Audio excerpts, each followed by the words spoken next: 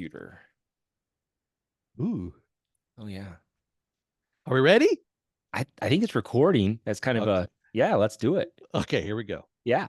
You had to make sure that's exactly right, and you could tell you could tell if they were live or not. If they would yell, scream, or they would pain, or you could actually see some kind of movement in them, and their eyes were open, blinking. You could tell. I don't remember all that, but I know that it was very easy to know who the ones that were still alive. Well, yeah, that's amazing stuff. You just heard from Chief Petty Officer Jack Hamlin of the U.S. Coast Guard Rescue Flotilla 1. He was on cutter number 23, and together with 14 other Coast Guard cutters, rescued soldiers out of the water just 500 yards off of Omaha Beach on D-Day from H hour throughout the longest day and for several days after. He would also participate in the rescue of survivors from the sinking of the Leopoldville on Christmas Eve, 1944, as well as 2 other ships just 2 nights later. You are in for a treat as we hear from 100-year-old Jack Hamlin as he describes his tour of duty from D-Day until the end of the war in Europe. I am Ryan Fairfield. And I'm Tony Lupo. And you are about to rescue wounded soldiers in the water off of Omaha Beach on D-Day. Hell yeah. All right. Well, I have been waiting and waiting to do this series. Tony, you and I got to meet Jack Hamlin on our trip with Bill Parker over to Europe, to Normandy in 2022. Tell me what your first impressions were of Jack. He was a larger than life figure. You could tell an audience, if this makes you feel uncomfortable, then this is on you, not me. You could tell that he was a handsome man when he was younger because he had that big square chin and those bright blue eyes, and he was larger than life, unbelievably loquacious, very talkative. And not only that, but we started to notice that there were certain elements of Jack's personality that would be something that was reinforced over and over again. At first, the first time we met him, which I think was in the mayor's office in Valone, is that correct? That sounds right. Yeah. And the room was full. It was packed. It had press in there. It had politicians. It had family members and then people from the community. And Jack was, I thought he was just kind of being kind of a cute old man by saying, hey, who's this over there? Why don't you come on over here and give me a kiss? And this girl will go up there and give him a kiss and say, oh, Jack, thank you for everything you've done. And by the end of the trip, I was like, you know what? I think this is a little window into a version of Jack Hamlin when he was a young man. And I was, to be honest, I was proud to be associated with him. I've been waiting for us to do this interview. We're going to drop this interview during the June 6th, the annual June 6th celebration. And Ryan, you did all the legwork on this, all of it. And so I tip my hat to you, my friend. I've not heard these clips. How did you go from us hanging out with him in Europe to having this screen full of clips that we're about to go through?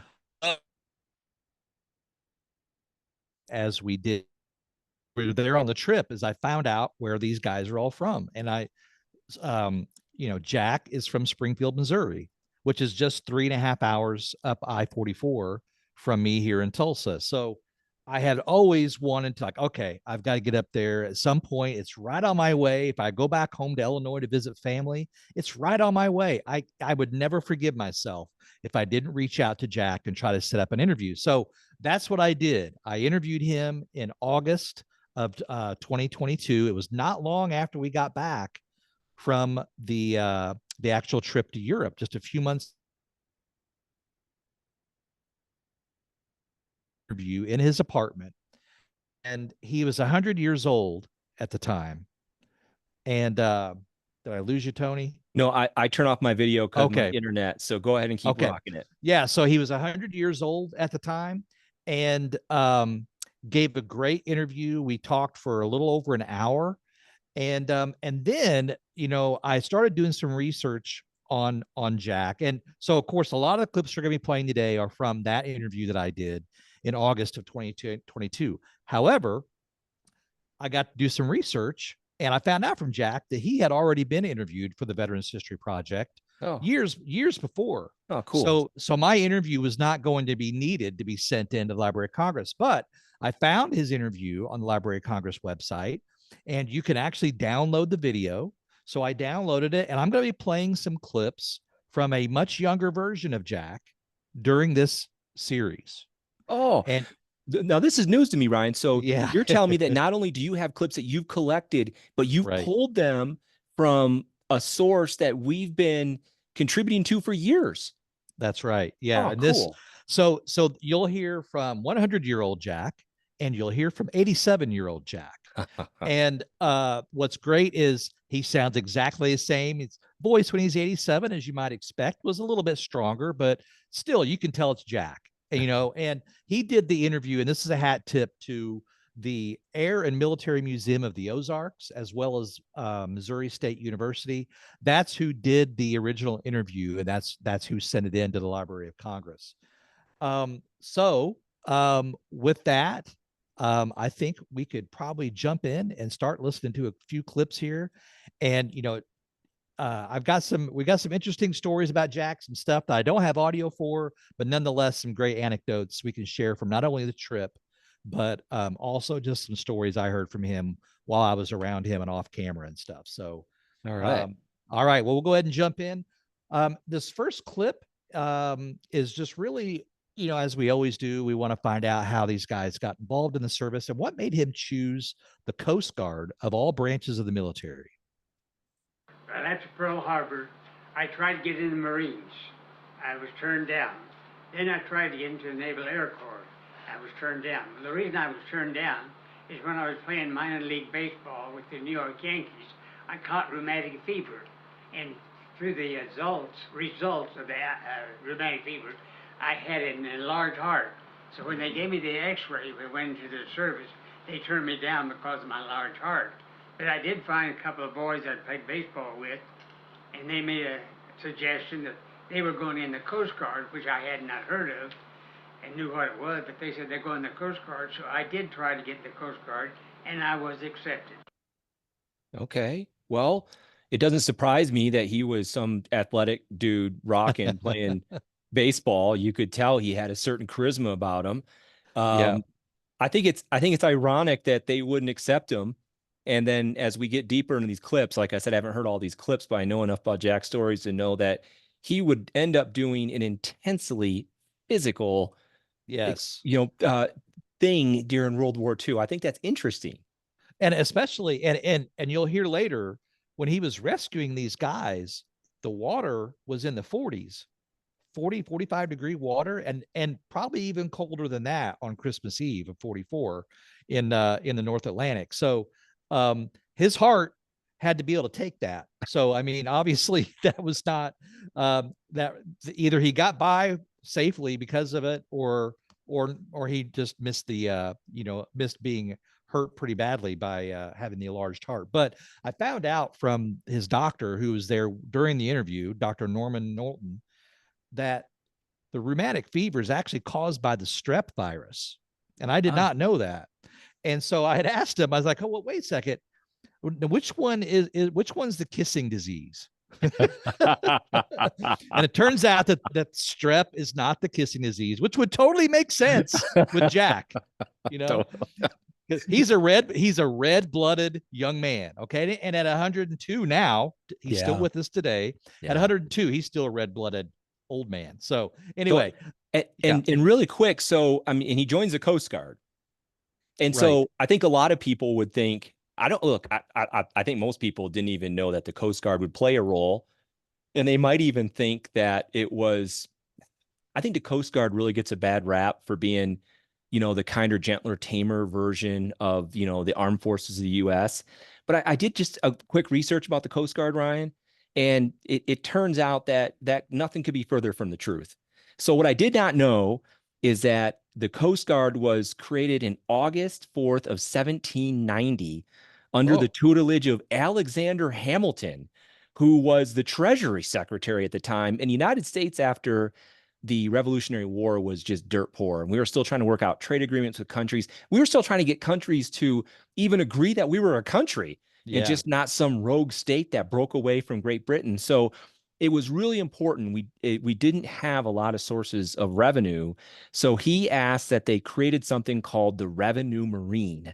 Like I said, back in 1790, and it was important because their job was to have these cutters, and these cutters would patrol the ports of the United States to make sure that tariffs and duties were being paid by these countries that we were doing trade with, which was an incredibly important source of revenue early in our country's history. And in fact, there wouldn't be a United States Navy until 8 years later in 1798. So these 10 cutters were the first Navy that the United States had in the first 8 years of its existence.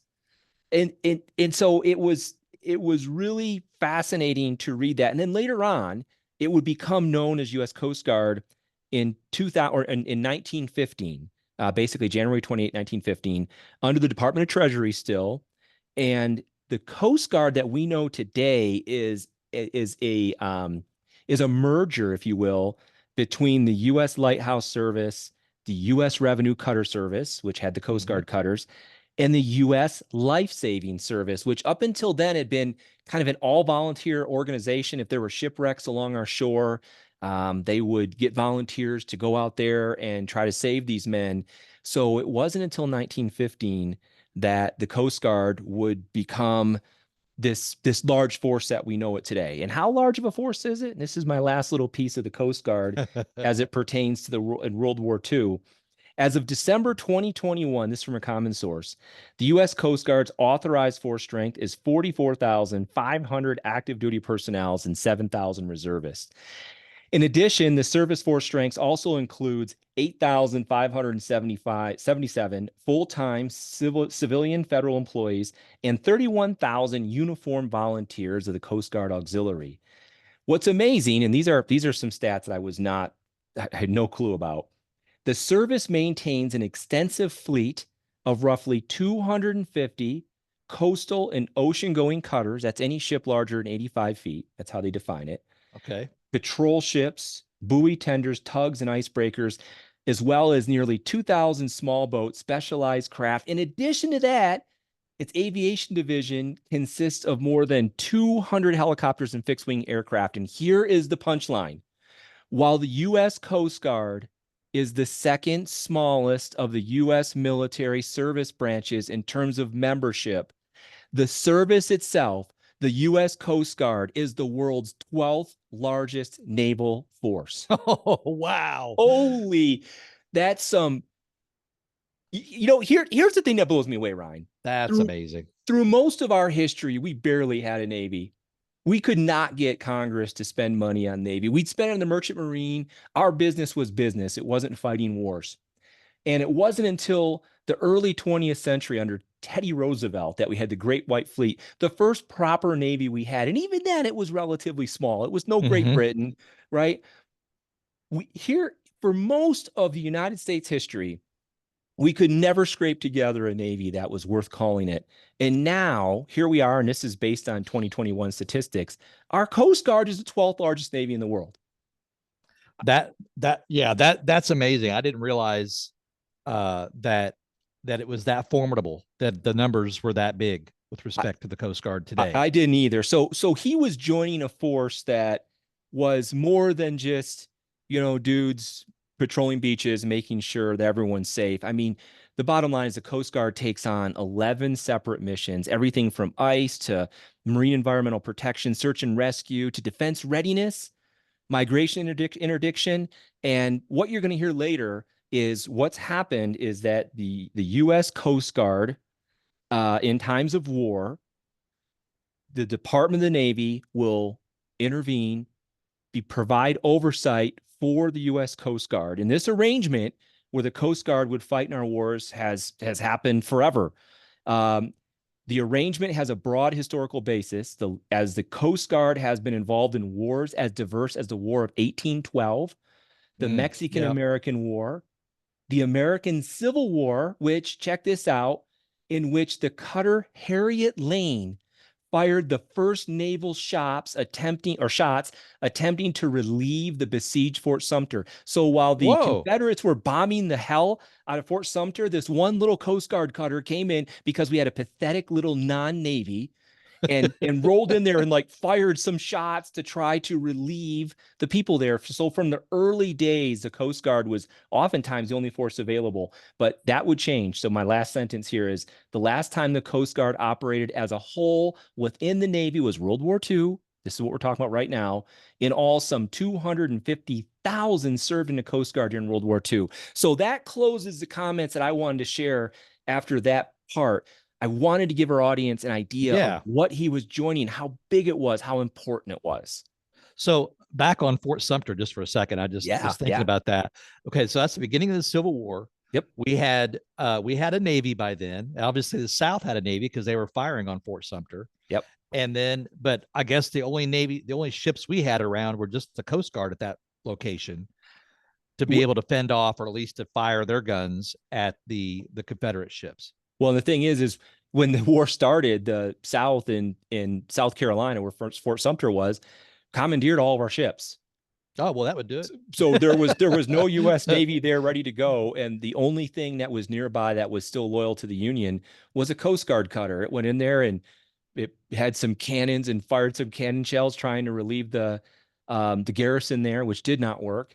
But it was just a trip. And as we go through these interviews, there's some other things about the Coast Guard with specific to World War II, which I think will blow some people's minds. All right. So you heard Jack mention that he was a baseball talent. Well, he elaborates a bit more on that in this clip here. You know, I saw a picture of you earlier. I thought you looked like a baseball player. I bet you were playing baseball at that point. I remember, and you just said that you were a baseball and football player. I was a minor league hope, to put it that way. Really? What position did you play? I played second base. All right. But I couldn't hit the curveball. Tom Greenway, the old Brooklyn scout, became a Yankee scout.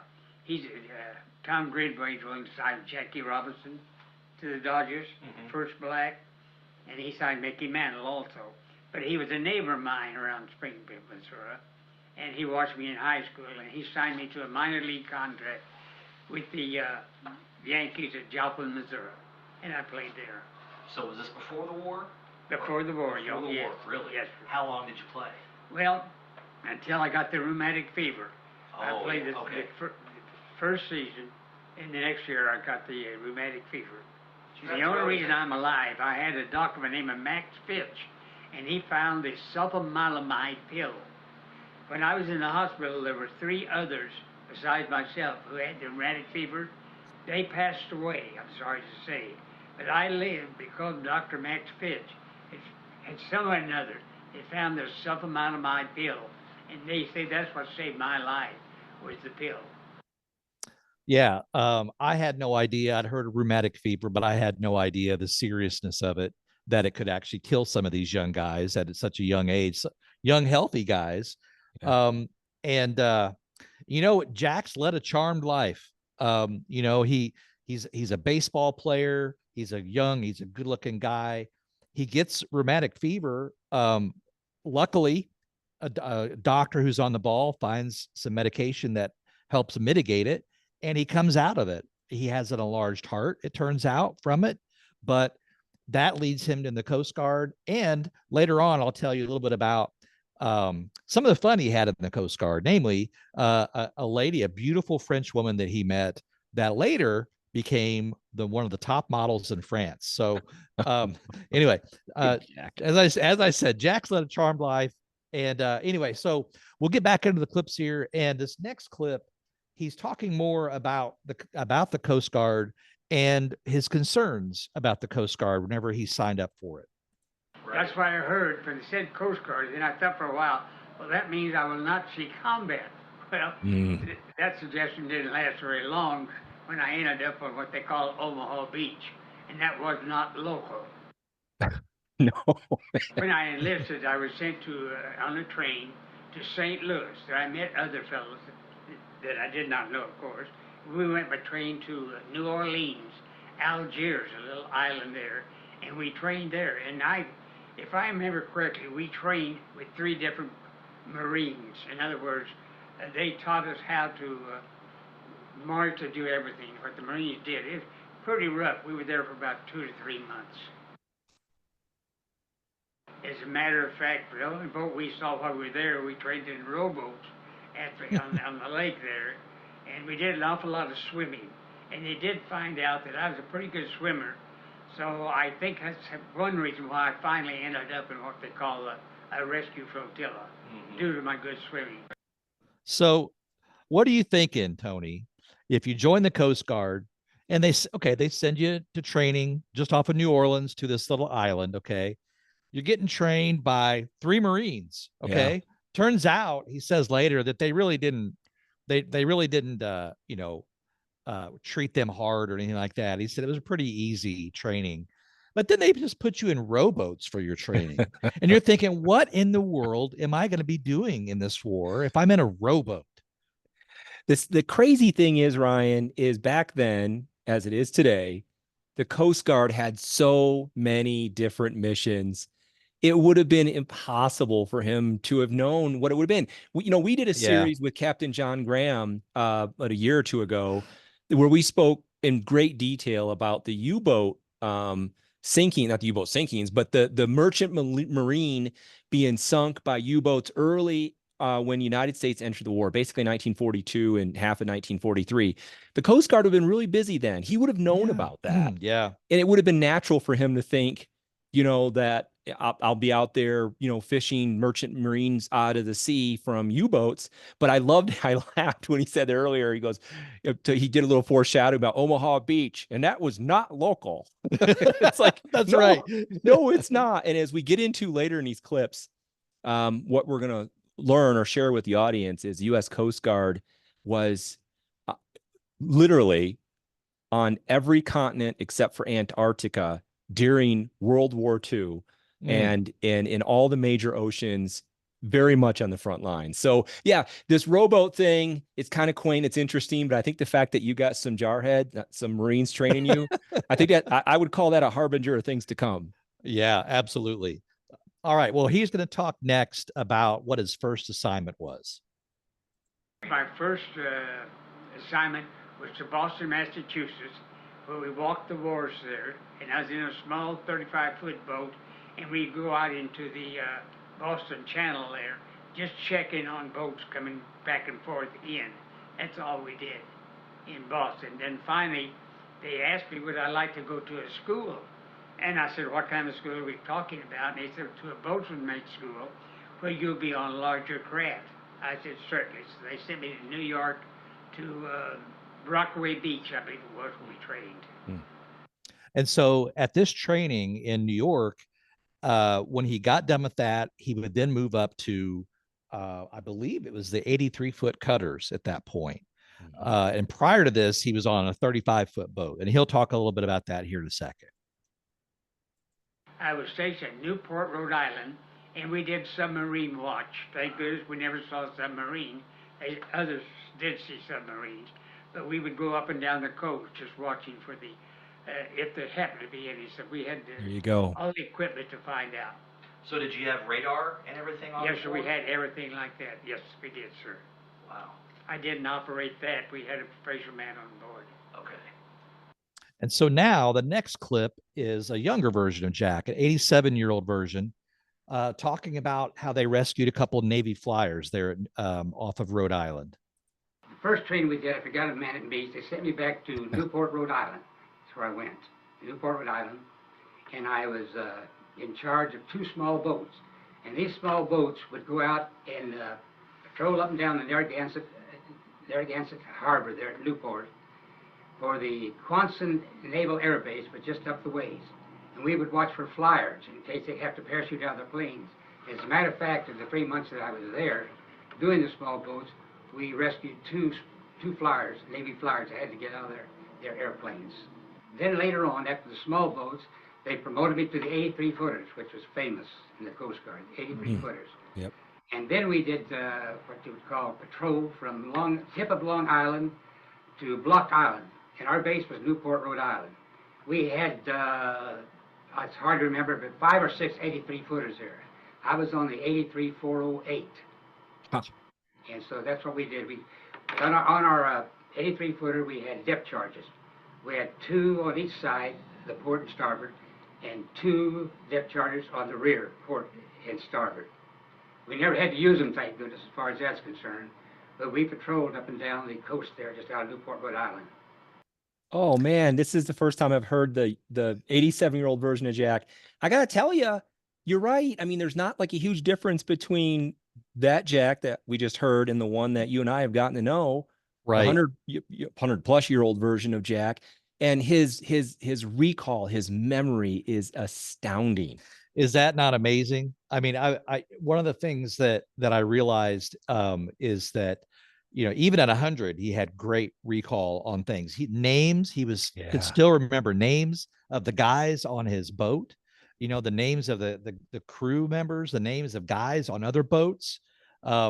So I mean, I still am in awe of these guys, remembering all these details from that era of their life. And it was really what a couple of years of their youth that they dealt with this. But I guess because of the heaviness of the role at that young of an age, you just retain it. It's just seared into your brain.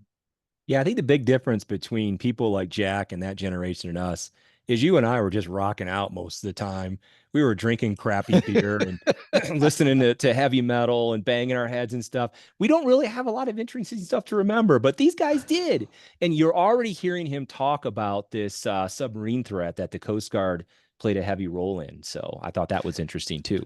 Yeah. So good segue. I mean, in 1943, during the patrols that he was on, the subs were still very much a threat. You know, in 1942, that was when we really got rolling with the Atlantic, you know, sending material over to England, and the wolf packs just ate us up.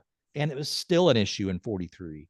And you'll find out later that it was even an issue in 1944. But in this clip, he talks a little bit about hearing about some of the attacks around North Carolina. All I know is I read the stories, of course, after the war, about how many was sunk around New Hatteras, is that it, in North Carolina? Yeah. There's quite a few there, yes, there were. Wow. They sunk an awful lot of our shipping along the eastern coast of the United States. But it did slow down, yes, thank goodness. Were None there at all, jet sir. guns or anything like Not that? the ones that I was on, no, sir. It was all wood. Okay. Asking if they were So, armed. I was how much of your training dealt with rescue? Oh, that was a bad clip there. Okay. Well, we'll move on to the next clip. But, you know, one of the things I was trying to get to with this clip, and it probably is in the next one here, was trying to figure out what his training was like. You know, what were these boats like? Were they armed at all? And he said, no, they were not armed. And then, you know, I asked him then, okay, well, how much of your training dealt with water rescues? And this is some of the stuff he was talking about. Not really, none at all. All they found out that we didn't know a lot of swimming, but that was just exercise. That was not really what they call rescue training or anything. I don't think that ever come to the idea that there had to be some kind of rescue flotilla or swimmers until President Franklin Roosevelt is the one who suggested who is going to save the boys whenever we have an invasion. So it all came out by the President of the United States. So at this point, we're moving into the you know, the role that the Coast Guard would play at D-Day. And obviously, the Coast Guard was being considered as he just mentioned, as a rescue force. And but FDR himself actually came up with the idea of using the Coast Guard, which surprised me. I didn't realize that he was actually the guy who suggested it. And you'd think with all these advisors around him, with Eisenhower and Bradley and all these military advisors around him, it took FDR to come up with this. And it makes sense because FDR was on a boat a lot of the times. He had his own private yacht. Well, not only was he on a boat a lot of times, but earlier in his career, before he got polio, in fact, he was the head of the Department of the Navy, and he was always a Navy guy. He spoke very endearingly about the Navy. he was more, he probably, out of maybe all the presidents we had, maybe outside of JFK, who was in the Navy as well, had more of an appreciation for the Navy and what it did and how it could be used. So it's really cool. He was able to take this affinity he had for that branch of the service and be able to make a suggestion that apparently a lot of the other planners didn't come up with, which is, you know, there's gonna be a lot of people floating in the water. Who's going to take care of those guys? Mm-hmm. You know? Yeah. So Admiral Keene actually came up with the name the Matchbox Fleet for these boats. They were all made out of wood, and they were really small, of course, compared to all the other Navy ships out there. And they were called Rescue Flotilla 1, and that's where the nucleus for using them at D-Day came from. So next, in this next clip, I think he's talking some more about FDR and where he got the idea from. Okay. It was because he knew the Coast Guard very well. As a matter of fact, the ship that he was, the yacht that he was on the president all the time, was manned by the Coast Guard. So he became acquainted with what the Coast Guard does, and knew they were part of a swimming rescue teams most of the time. Okay. Yeah, I think his yacht was called the Bianca or something like that. And I did not know that the Coast Guard actually manned it and was the crew for it. So I don't know if that was a presidential perk or if he was just a wealthy enough guy that he had that sort of pull. Well, I think, you know, you have the Air Force One, and it's manned by the armed forces. You have the Marine One, it's armed by the Marine Corps. So maybe there's a tradition for this. And in this case, if you have a presidential yacht, not all the presidents did. Maybe, to me, it makes sense that you'd have the Coast Guard guys out there. In fact, one of the things I read about the Coast Guard and doing my research on them is when it came to the search and rescue craft, the larger boats that could send smaller boats out and swimmers out, that the bosun mates and the coxswains whose job it was to maneuver those boats were like the best of the best. They were the most highly qualified. You got to remember, you're in a Navy, you're on a battleship, right? There's small boats on there, and you would use those small boats to go ship to ship and all that. But in the Coast Guard, that's your forte. That's your thing. You know, small boats.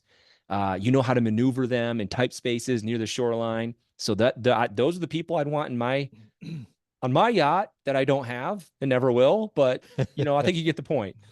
So I'm going to pivot a little bit to American culture here. Did you ever watch the movie The Final Countdown? Yeah, yeah. Where and for anybody out there, I'm sure a lot of people listening are shaking their heads like, oh yeah, because it was a fantastic, fascinating movie. Yeah. But it's all about the U.S. What was the aircraft carrier? It was the Nimitz. Nimitz. It gets sucked into a wormhole or out on maneuvers out in near Pearl Harbor, off in the present day, which was like the 1970s or 1980s.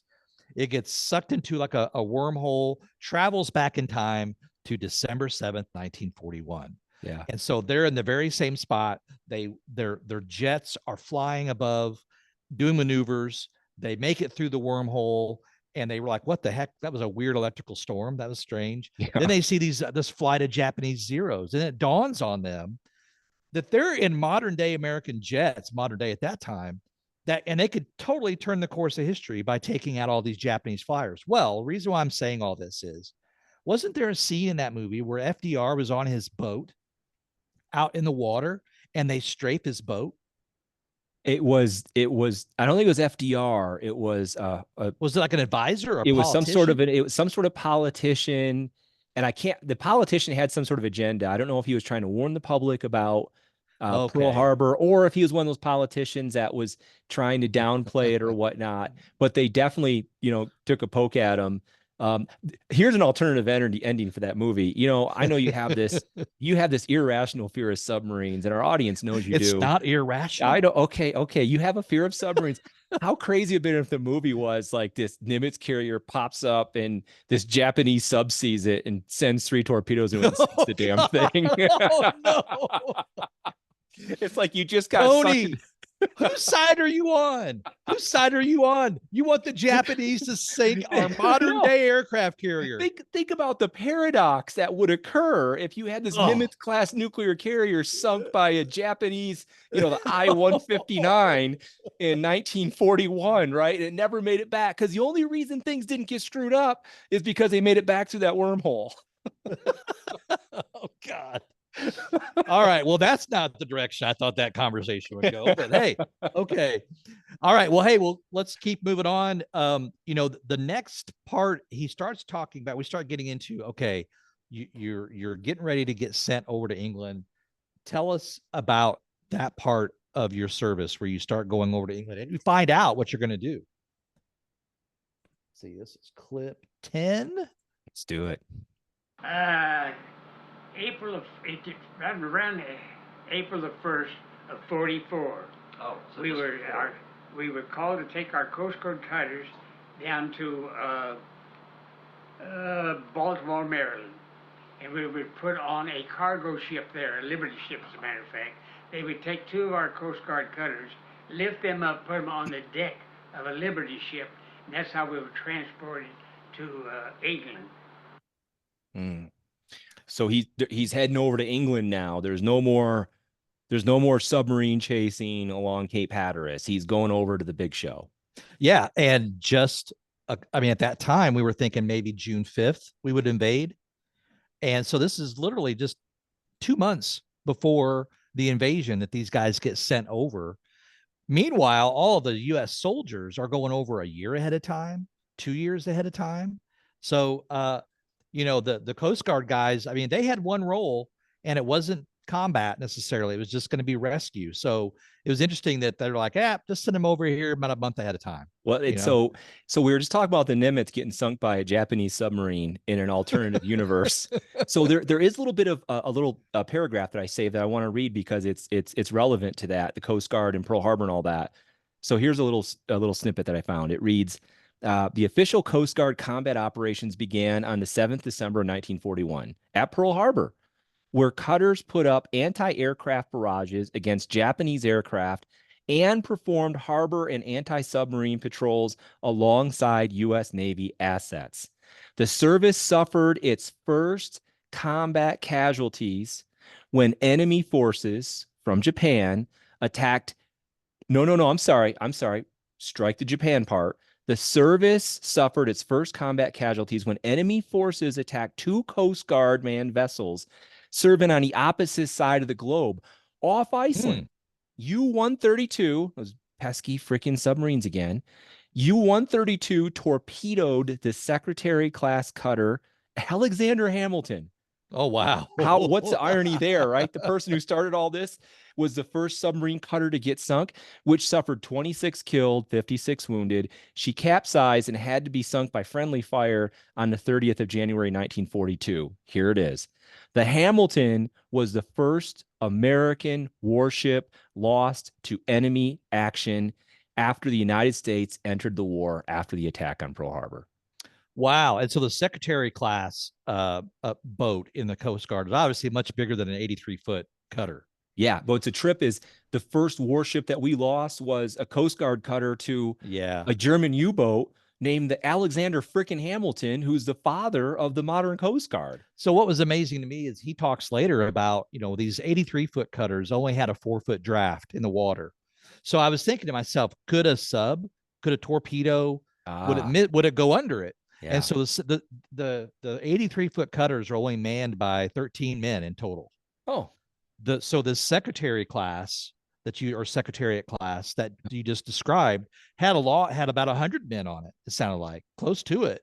Yeah, 76 died or whatever. Yeah. Yeah, 60, 50, 70, 82 men that were wounded or killed. And what was interesting, we'll get to that later, but they had to finish it off using friendly fire. Were these things made out of wood? Well, the cutter, I don't know if the big ones were. I know that, of course, the 83-footers were, but I don't know about the bigger ones. Yeah, because if it was made out of wood, I mean, it had been torpedoed, you would think it would just go down, break in half. Our destroyers did, our cruisers did. But if the thing's made out of wood, it's not going to sink so easy, right? Wood floats. So, at any rate, something to think about as we go through talking about the ship later. All right. Speaking of losing ships, Jack is going to talk now about his trip over to England in the convoy on an LST. If I remember correctly, we lost one Liberty ship. The Germans had torpedoed it in our convoy going over. Well, we didn't see it at all. It was behind us, I'm sure. But I did find out later we lost one Liberty ship going across in our convoy. And you think I'm irrational. See, look, so in April of 44, you keep hearing about these guys. Of course, all the soldiers that were going over to England, a lot of them were on the Queen Mary, the Queen Elizabeth, and they were fast and they could just outrun the torpedoes most of the time, and they're zigzagging and it was really tough to hit. But these Liberty ships were not fast. They were very slow. And it sounded like, from what he said, it was a ship that was at the back end of their convoy, which is always the ones that are easiest to pick off. Yeah, I mean, those Liberty ships were self-sinkers, man. I mean, it's an amazing piece of logistics where we were able to basically, there was a time where we constructed a Liberty ship and it took us a day. We could literally create or create more ships than the Germans and Japanese could sink, which is amazing. It's great. But man, they were turds. They couldn't go much beyond 12, 13 knots. And they had problems with the weld. Imagine that kind of somewhat shoddy construction, right? They helped us win the war. They were very important. But we did a little segment. It was a post roll from Len Gardner. He sent me, I don't know where he was, but he sent me this plaque that talked about the casualties from the Merchant Marine. We're going to need to find a way to share it more formally. But in, I don't know, gosh, an episode earlier this year, I shared what Len sent us. And it turns out that, the Merchant Marine is definitely one of those services that suffered horribly, right behind the 8th Air Force, I think, in terms of percent casualties that no one really talks about. And it's a damn shame because these were highly trained men who, quite frankly, were not on warships. They were on these floating turds and they just got smoked, man. Yeah. It didn't take much to take down a Liberty ship. So to kind of give the listener an idea of what would go on in these convoys, you'd have destroyers that would actually escort these convoys across the ocean. And they would, there'd be destroyer escorts and destroyers, and they would be going around, minesweepers, trying to keep, basically keep the submarines at bay. And if there is a submarine spotted, their job is to go race over to it, try to sink the sub or reduce the threat. Well, if you are tail end Charlie in the convoy, that is the least desirable position to be in, because that's what they want to do. They're going to try to pick off the ones at the end, because if they hit the ship at the end, the rest of the convoy is not going to stop and turn around and come back for you. They keep going. It's full steam ahead. Damn the torpedoes, literally. We're moving forward because we can't stop because we're sitting ducks then. And it's no mistake that they called these U-boats wolf packs. They used wolf analogies. They were wolves. They were picking off strays. They were ambush hunters, and they had the endurance they needed to be able to chase down these slower ships. And hey, welcome to Coast Guard, right? You're going to be just hanging out in Boston Harbor, chasing all the girls and rolling around in wooden boats. And now he's finding himself on a convoy, heading over there and watching the ship sink. And these guys would have seen it, I mean, and it would have been really frightening to hear a ship blow up and knowing that there's guys in the water, right? Yeah, for sure. And knowing that you can't really do anything about it. Yeah, and that's your job. I mean, that's your job. Yeah, your job as a Coast Guard person, but you're being brought over there to save other people. So it kind of gnaw on you a little bit, Yeah, it'd be tough. Okay, well, the next segment, Jack is going to be talking about some of the exercises. I asked him if he participated in any pre-invasion exercises. All I can remember is that we had 60 Coast Guard cutters there, and our orders were that you were trained for an invasion, but they didn't tell us exactly what we were going to do. But we later found out that on each of the 60 Coast Guard cutters, there were 2 boys named as rescues. At that time, they weren't called rescue swimmers until later on. But you would be a swimmer in the water. We were notified that. I was one of them. The other one was our gunner's mate by the name of Jack Turk. We were designated the swimmers on our cutter. And our cutter had a crew of 13 men.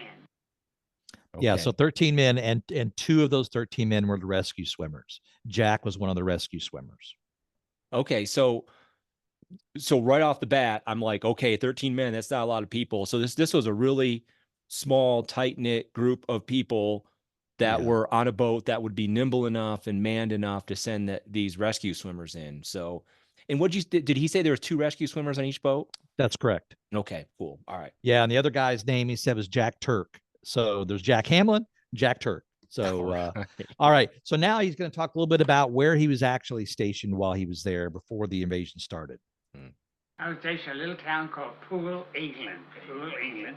And there's a fire station just about a block and a half from the wharf. We had our cutters tied up, and that's where we'd take our showers. And a lot of times we would eat with the firemen. They're wonderful people in Poole, England. They really are. And as a matter of fact, when some friends I had met in Poole, England, they came over to Normandy knowing that I was there to see me. And it was wonderful to be with them again. Yeah. But it was Poole, England. So Poole is it's Poole, just in case you're wondering.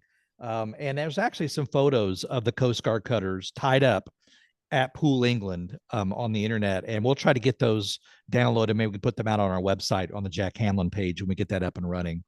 And then there's also another picture that was taken from Jack's cutter looking at two of the Coast Guard cutters on D-Day. And so, unfortunately, Jack's cutter, number 23, is mentioned nowhere in any of the after action reports. And there's no record that it was even in participating in the rescue operations at D-Day. But we know for sure that it was one of 15 boats sent to the Omaha Beach area. So we'll get to that more in a second here. But so I asked him, okay, if you really didn't go through any invasion exercises, I was wondering about Slapton Sands specifically. Yeah. Yep. He did not participate in that, which surprised me.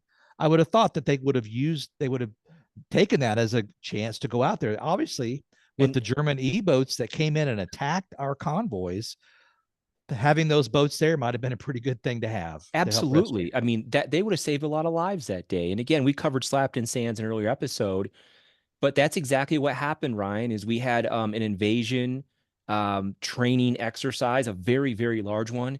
And some German E-boats came in there and torpedoed the crap out of some of these transport ships. Hundreds of men died. I mean, they were washing up on shore weeks later. And yeah, you would have thought that would have been part of the exercise, and it would have been immensely helpful. I mean, the number of men that died at Slapton Sands rivaled the number of men that died on Omaha Beach, which is it's unbelievable. It's one of the most embarrassing. It's one of the most embarrassing incidents that happened to the U.S. military during World War II. Mm-hmm. Right. I mean, there's a number of them. In a war, people are going to make mistakes, and it's terrible because people, it's not like corporate America. You make a mistake and your stock price goes down and people get pissed off and they fire the CEO and he gets this bailout and all that stuff. Here's like people, or at least that's what I've read. Here people die, right? They just die. And it's amazing to me. Now, going back to coming over here, did they sail across in their cutters or were they transported on larger ships? No, he said that they put two cutters on top of the Liberty ship, strapped them down. Yep. And they rode over on these Liberty ships. All right. So he was on one of these things that could easily get sunk. Yep. Because I was just thinking, I could not imagine being crossing the ocean in an 83-foot boat. So that makes a lot of sense that they would have brought them over there.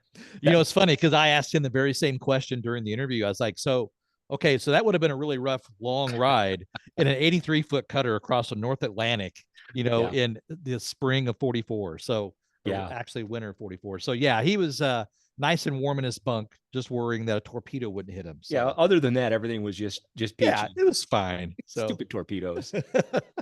Okay. So as I mentioned, when I asked him the question about, what sort of training did he go through while he was there? He said they didn't really go through any training. I was like, okay, well, what preparations did you have to go through while you were there? Were there any preparations that you had to go through? I tell you the truth, we knew nothing about it. Nothing was told us on the crew. Only our commissioned officers knew what was going on. He didn't even tell us anything, I'm sure, because we might go into town and tell them what we were going to do. I imagine that was the reason. But nothing was ever conveyed to us until we actually got on our boat and we took off with a convoy for the invasion. That's when we knew what we were going to do and when we were going to do it. It was rough going over. Of course, we stayed right alongside the LCBPs They were carrying about 30 men, and the LSTs. And we were told to stay out of their way. All we had to do was go alongside them and their convoy. And then when they got closer to the beach, whatever beach we were going to, if anything happened to them, like somebody was washed overboard, or they hit a bomb, or they hit one of the mines that were underneath, then we would go in, if the boys were in the water, and we would rescue them, bring them back to our Coast Guard cutter. Then we would take them out to a hospital ship, which was 10 miles offshore, out of the range of the German guns. That was our duty at that time, but we did nothing until we saw the boys in the water. We went early in the morning with the convoy, yes, sir. Oh, sorry. So that clip there was, I thought it was longer, but apparently my editing didn't export the right part. But I was asking them, when did you arrive there at Omaha Beach with the first wave, or did you come in around 9 o'clock? When did you actually? He said we were there. It was still dark when we got there. So they were just he said, I never saw the beach.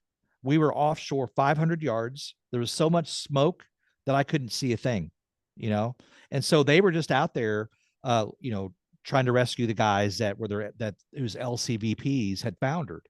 So, so for the next clip here, I was just asking him, what actually went through your mind when you were notified that you're going to be headed for the invasion? Well, I was scared. I had no idea what it was. I knew that I had been designated to be one of the swimmers. If anything happened, that I would be in the water. They let me know that before when we took off. But outside of that, I'll just say I was scared. Yeah, sure. I think we all would have been. I've looked at after action reports of the Omaha Beach segment of the invasion, and I've seen diagrams of all of the ships that were troop carriers that went over, and they were all going over in single file, and then they got to their area where they'd stopped, and they'd all turn 90 degrees and face the shore. And this would have been like one of the APAs, like for instance, Bill Parker was on the USS Thomas Jefferson, and that was what they launched the LCVP from, was that ship, and there were others like the Samuel B. Chase, and yes, sir. There were other ships. Do you recall, so were you on your cutter from the time you left England the whole time, or were you on another ship? Hold on a second. No, I was on the cutter all the way from Poole, all the way with the convoy. And the 60 Coast Guard cutters we had, we were divided up at the 5 beaches. There was 15 of us sent to Omaha Beach. So I was one of 15 cutters that went to Omaha Beach. Wow. I never saw the beach as long as I was there D-Day. I was closest I probably got, I was told later on by some of my crew I talked to, that as closer we got was probably 500 yards to the beach. You could hear the guns going off, but I don't remember any shells getting near us. I'm sure there was. Could you even see the beach? Could not even see the beach. No, sir, I didn't. With the smoke and everything else? All I could see was probably smoke, I remember. And the most thing I remember, we just watched it, noticed there was 5,000 ships, as you know, going across for the invasion. All types of ships. The LSTs, and there was one LST-50 as I was going across it for the invasion that had a lieutenant aboard, was a good friend of mine, Ralph Carter. And just by luck, in the middle of the morning on our way to Omaha Beach, I look up and I see LST number 50. And on board was Lieutenant Ralph Carter, who I played baseball and football with in high school. And I knew he was on the LST-50. So I asked the skipper, I said, do you mind getting a little bit closer? I'd like to yell at somebody. He couldn't understand what I was talking about. And I explained to him. So they did pull my little cutter close to LST-50 in the dark, And I yelled up and asked him, do you have a Ralph Carter aboard? Somebody said, well, yes, we do. He's our commanding officer. Whoa. I said, do you mind if I talk to him? And I yelled at him. He said, just a moment, please. They brought him to the gunnel of the LST. He yelled out, who is it down there? I said, Ralph, this is Jack Hamlin. He said, Jack, what in the hell are you doing in that rowboat? I said, Ralph Carter, you may be commander of this LST, but if you're sunk, you'll be the last SOB that I'll pick up out of that water. Now, that's a true story. That actually happened on my way to Omaha Beach. I run into Ralph Carter, and we had a little bit of a meeting. And he survived. He got back home. Isn't it amazing how many of these anecdotes we hear from these veterans who stumble into brothers, sisters, people from their hometown like that? How crazy is that? And what's amazing is that, you know, if you saw this in a Hollywood movie, you'd think, oh, yeah, right. Oh, yeah, right. They wouldn't let him get that close to the ship. You know, oh, they wouldn't be able to hear each other talking, right, you know, and stuff like that. But no, this really happened. He swears by it, you know? No, I believed it happened. I mean, and not only that, but think about, I'm still trying to get my brain around what he would have seen and not have seen. I'm trying to determine if it would have been more frightening if I had seen the beach, or if it's more frightening because I couldn't see it and I could hear all the fighting going on and the explosions. And, you know, and he hasn't really talked about this part yet, but, you know, they're looking for bodies, you know, Right. and you just said, and he just said that they had no real training while they were over in England. So they're probably just trying to figure out, how do we do this? Well, and he mentions that when they find out, okay, you're going in. And by the way, Jack, you're one of the swimmers. Yes. And what do you think the water temp would have been? I know it's June, but it's the English Channel, right? I mean, it's the English Channel. They said it was about 45 degrees. Oh, screw that. I mean, yeah, no, there's no way. Dude, I mean, yeah. This is a different breed of human being, but yeah, please continue with the clips. But that's amazing that you pull up to LST 50. And for the audience, you know, there would have been hundreds of these LSTs all over 5 invasion beaches. Oh, and that's the other thing that he said I thought was interesting is they divided up the cutters along each invasion beach. So he was off of Omaha with 14 other cutters, right? That's correct. Yeah, for sure. He said there was 60 in total at Poole, England. So that's what, you know, 4 beaches they would have covered if they did 15 per beach. Unbelievable. So something about like that. I'm sure the British had their own version that they covered some of their beaches with. But yeah, so this next clip is the younger version of Jack giving us a few of the statistics of the Coast Guard at D-Day. Of course, you know, you had 5,000 ships and boats going across the channel at that time. I don't know how many airplanes. Of course, there's about 154,000 men on all these boats going across the beach as far as that's concerned. It's a short clip, but the thing is, it's amazing. The 154,000 men in these boats, these 5,000 boats going across the Pacific.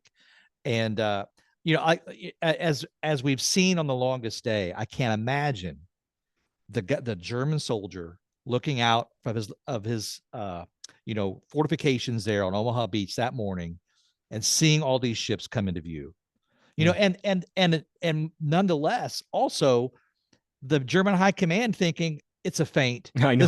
This isn't the real invasion. The real one's coming over at the Pas de Calais. This isn't the real invasion. They got many, many more. They've got a vastly bigger number of ships and soldiers that they're going to invade us with. This is not even half of it. So let's see if I can relate this back to maybe some of our listeners. In every industry, there are times where you have people who are out in the field. You and I are in the energy sector, so it'd be like the people that were drilling the wells, right? And then the people back in the office, headquarters. And there's always this friction, this disconnect between what headquarters thinks is going on and you should be doing, and what's actually being done out in the field and what can be done.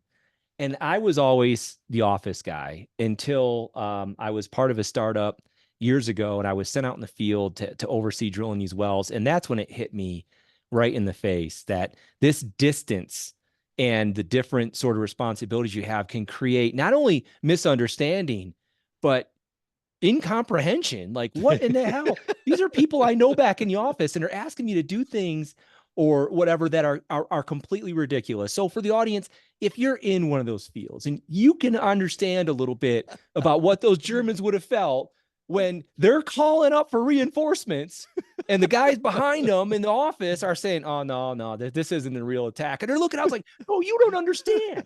This is the real attack. Can you imagine? Can you imagine the German major on the right there, and on the Normandy coast, calling his superiors, going, "Achtung, Achtung, 5,000 ships!" And then the guy, "Oh, Harry's been drinking again." Sure, Harry, sure. Yeah, 5,000 ships. Okay, we'll send the Panzers right over. Sure. No, seriously, there's a lot of them. I'm not exaggerating. There's always this thing where when the headquarters would collect intel from the soldiers, it was common for them to call every tank a Tiger. And if there's 50 men, they would say there's 500. So I get that point. This may have been one of those rare occasions in war where the people who are seeing all of this stuff may have actually underestimated how much was actually there. When they were saying there's 5,000 ships, there was probably more than that. And Right. I just think, and here's the other thing, you can only imagine there's probably some people on the beach on the German side when they were being told, no, this is a feint, the real invasion's coming somewhere else. They must have thought, if this is the feint, if this is the diversion, we are wholly and entirely screwed. because I can only imagine what the real thing is if this is just a diversionary thing. So anyway, think of the Germans on Utah Beach. They're radioing into, hey, yeah, there's a bunch of ships. And not only that, I hear gunfire behind me. Oh yeah. From the airborne, the 82nd and the 101st, who's taken, Brecourt Manor and places like that, and so their world was coming undone. And, I can only imagine, whether they really believed them up the chain. Like, well, no, you think should we believe him? I don't know. Yeah, he's always a little hyper. Yeah, we got some conscripts up there. They don't know what the hell they're talking about. Right, there's these Poles up there. Yeah, they're just trying to get off the freaking beach, and do whatever Poles do when they're not on the beach. I don't know, man, but it would be it would be interesting if we lived in a world where we could hear those conversations and see the frustration from the German troops. Like I said, audience, if you're working out in the field and you got people in the office telling you stupid stuff, how this would have felt. The only difference is those people on the beaches had their lives at stake, not just some career promotion or just some frustration. They went home and kicked a cat that night. So, right. Okay. So now he's going to talk a little bit about, I've already kind of mentioned this a little bit, but he talks about being there when the first wave lands. And then we'll get into the next clip where he talks about how his cutter was a low draft sort of a boat. No, I couldn't tell you exact, but we were there the first ones. No, it wasn't later. We were there. It was still dark, just almost coming light. I mean, it wasn't that bad. You could see everything, see all the boats. But I don't exactly remember what hour it was we got there, but it was very early in the morning. Yes, sir. So I do know this. They got there at H hour. He said it was dark when they arrived. That had to be right at 6:30. H hour was 6:31. That's when Bill Parker stepped off his landing craft, was at 6:31 a.m. And they stayed there all day rescuing people as they foundered in the water and everything. Not only that, they were there for a few days. They were there for I think they went back on either the 7th or the 8th, and they're on their boat the entire time. Okay. So their boat fills up with rescuees, they have to take them back to the hospital ship, which was 10 miles back out to sea, because that was out of range of the coastal guns. So it was a difficult job. I mean, you'd have to have your sea legs for sure, Yeah. I mean, I wish I have a feeling this didn't happen. You want to hope that people like Bill knew that they had people like Jack behind them in case they got wounded and got taken out with the tides. But given how little training went into this in England, I don't think Bill would have known that. So, yeah. Wow. Incredible. Well, our Coast Guard cutters only had a draw. That means only about 4 feet is all it was. That's why they use wood. So if we hit any mines, the wood wouldn't make any contact with any mine and blow us up. But we never touched it, thank goodness, any kind of mine, underwater mine. Well, what is really good, our boats could go in pretty close to the beaches. We didn't get clear to the beaches at all. None of us did. None of the 60 cutters that I know of ever actually reached the beach on D-Day. There were so many of them that were injured and on the outside going in, probably a mile out. It's hard to estimate that as far as that's concerned. But we only drew about 5 foot of water under our 83 footer. It weighed about 54 tons as far as that's concerned. But we had taken everything on the boat we had taken off, so to make it light as could be, so we'd get to the people. We had nets on each side of the boat as far as that's concerned. They put a little waist around us, some of us, and put a rope on us, so if we had to go into the water and bring us closer to us. So at this time, there was a heavy sea, and also the current in the channel can go about those 14 or 15 miles an hour, as far as that's concerned. And you'd go to pick up somebody, they could drift away from you. It was awful hard to get our boat, because an 83 footer with a twin screw, to keep up with the soldiers as far as that's concerned. So we would try to go on one side of them and then catch them on the lee side coming down to us. There's a lot more detail there from a younger Jack. Yeah, what are you going to say, Tony? No, I mean, I was blown away. So you're talking about a 14 knot current as the tide goes out with a cutter that probably went 20 knots tops. So he's exactly right. They would have been facing towards the beach with the engines at 3/4 power and being stationary. And pretty much. Yeah. Totally. And these are the sort of things that I think, unless you're there or unless you're a sailor or really, familiar with what it's like to be along these shorelines, I don't think you'd appreciate that. I think that you would think, oh, they're just bobbing around out there. And, the other thing is, how do you think they reacted when the first body came into view? I don't know. I would be worried if I'm running my engines to keep up with the current. I'd be worried about guys in the water with my screws turning, Totally. And that happened.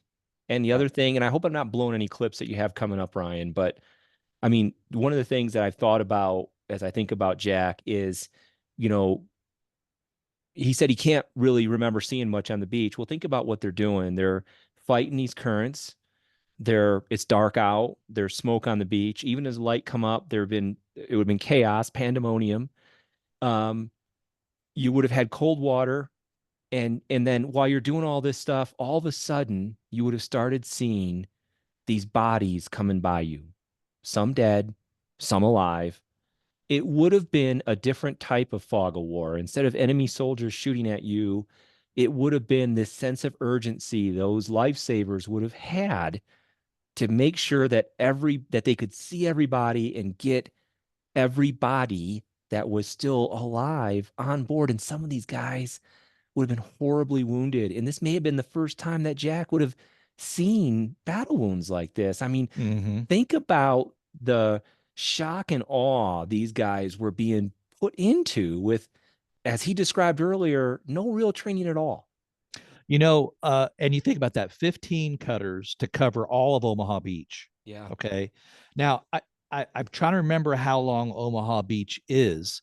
For some reason, 6 miles sticks in my head, but I don't know if it's that long or not. It's at least 2 to 3, I'd say, if not longer. Yeah. I was thinking between 5 and 7 miles. Okay. There you go. And so 15 cutters to cover all of that 6 mile stretch, let's just say. And you're right. You're not, you're looking down to water all the time, looking for guys. Yeah. Think about it whenever would you even be able to see the other cutter on either side of you? Probably not. Probably not. So think about it. You see this first group of guys floating by you, and there's 10 of them in the water, and they're alive. 10 of them are. Yeah. And you've only got 2 guys to jump in and get them. Yeah. And the other thing. Yeah. No, sorry, Ryan. Well, I'm just going to say, it would be extraordinarily difficult because it basically would be a triage situation. You got to grab who you can grab. Sorry, go ahead. So what you No, I just couldn't imagine that. And the other thing that he said that I had not heard him talk about before is the other things that putting the nets over the boat. They had these other men, there's 13 men total that would have been, helping wounded who weren't hypothermic, who still had some strength to climb up these ropes. My God. And then they would have Right. made trips out to the hospital ship. And they would have had to transfer them over there. You would have had people on the ship who basically were paramedics trying to keep them alive, giving them plasma, putting tourniquets on pieces of body that were blown off. I mean, Yeah. my God. Well, and I can't imagine, I believe when you see pictures of the guys in the LCVPs, they're weighted down with equipment. Yes. They've all got, and they got those, those heavy canvas uniforms on, I mean, you get those things soaked, you're weighing 2 to 3 times your normal body weight with those things on. And then you've got all your gear, and if you think about that, they've all, now, did they have their Mae West, or was that just the Flyers that had the Mae West, or did they, I think they also had a life belt, a lot of the guys in the LCVPs. And I would be surprised, and apparently it did work, that those life belts would hold those guys up out of the water enough, I think with all that weight. Well, I think once they started jettisoning their equipment, it probably would. I don't Yeah. think those things would have worked with their full combat load. But No. I think once you get in the water or you get shot, I mean, they showed scenes like that. You can read about it in books where the men talk about the weapons gone. They were able to take off their ammo belt and all that stuff. But a lot of men drowned. A lot of them would have died of hypothermia, from just being in the water before someone could get to them. I mean, war is a real shitty thing. All right. So the next clip here is a question that I posed to him, which was, as you started rescuing people off of Omaha Beach on D-Day, what did you find was the main reason why the men were in the water? Most of them had hit a mine, the underwater mine, and blown their little LCV up or something, or either the LST, a German gun, had blown it up. But the reason they were in the water, that I do not know. I just know it's either a gun shell or a mine had put them in the water. And that was my job. Whenever I saw anybody in the water, my skipper said, "Jack, now it's your turn." And we would go in. And another boy by the name of Jack Turks was our gunner's mate. And he was the other swimmer with me. What's got me confused is the main cutter, and I'm almost sure it was cutter number 19, and that was Lieutenant McPhail, and they saved over 100 survivors on D-Day. Now, I have a lot on that somewhere, but that I met him on my first trip, because when we had dinner with the Queen of England, he was also one of the 75 invited with me. We had dinner with the Queen, and we sat down and talked about how many he rescued. If I remember correctly, he was the only one that I know of that received the Navy Cross for saving so many. Right. But you have nothing in there. I think I have that circled. I have in this written document. several times to historians with the Coast Guard, and they can't find anything on our ship being involved at Omaha Beach. Not a thing has been found. But they say, and you probably already knew this, that from D-Day through June 17th, the total number of survivors handled amounted to 535 by your flotilla. Yes, sirree. Let me see if I can find what I circled here real quick.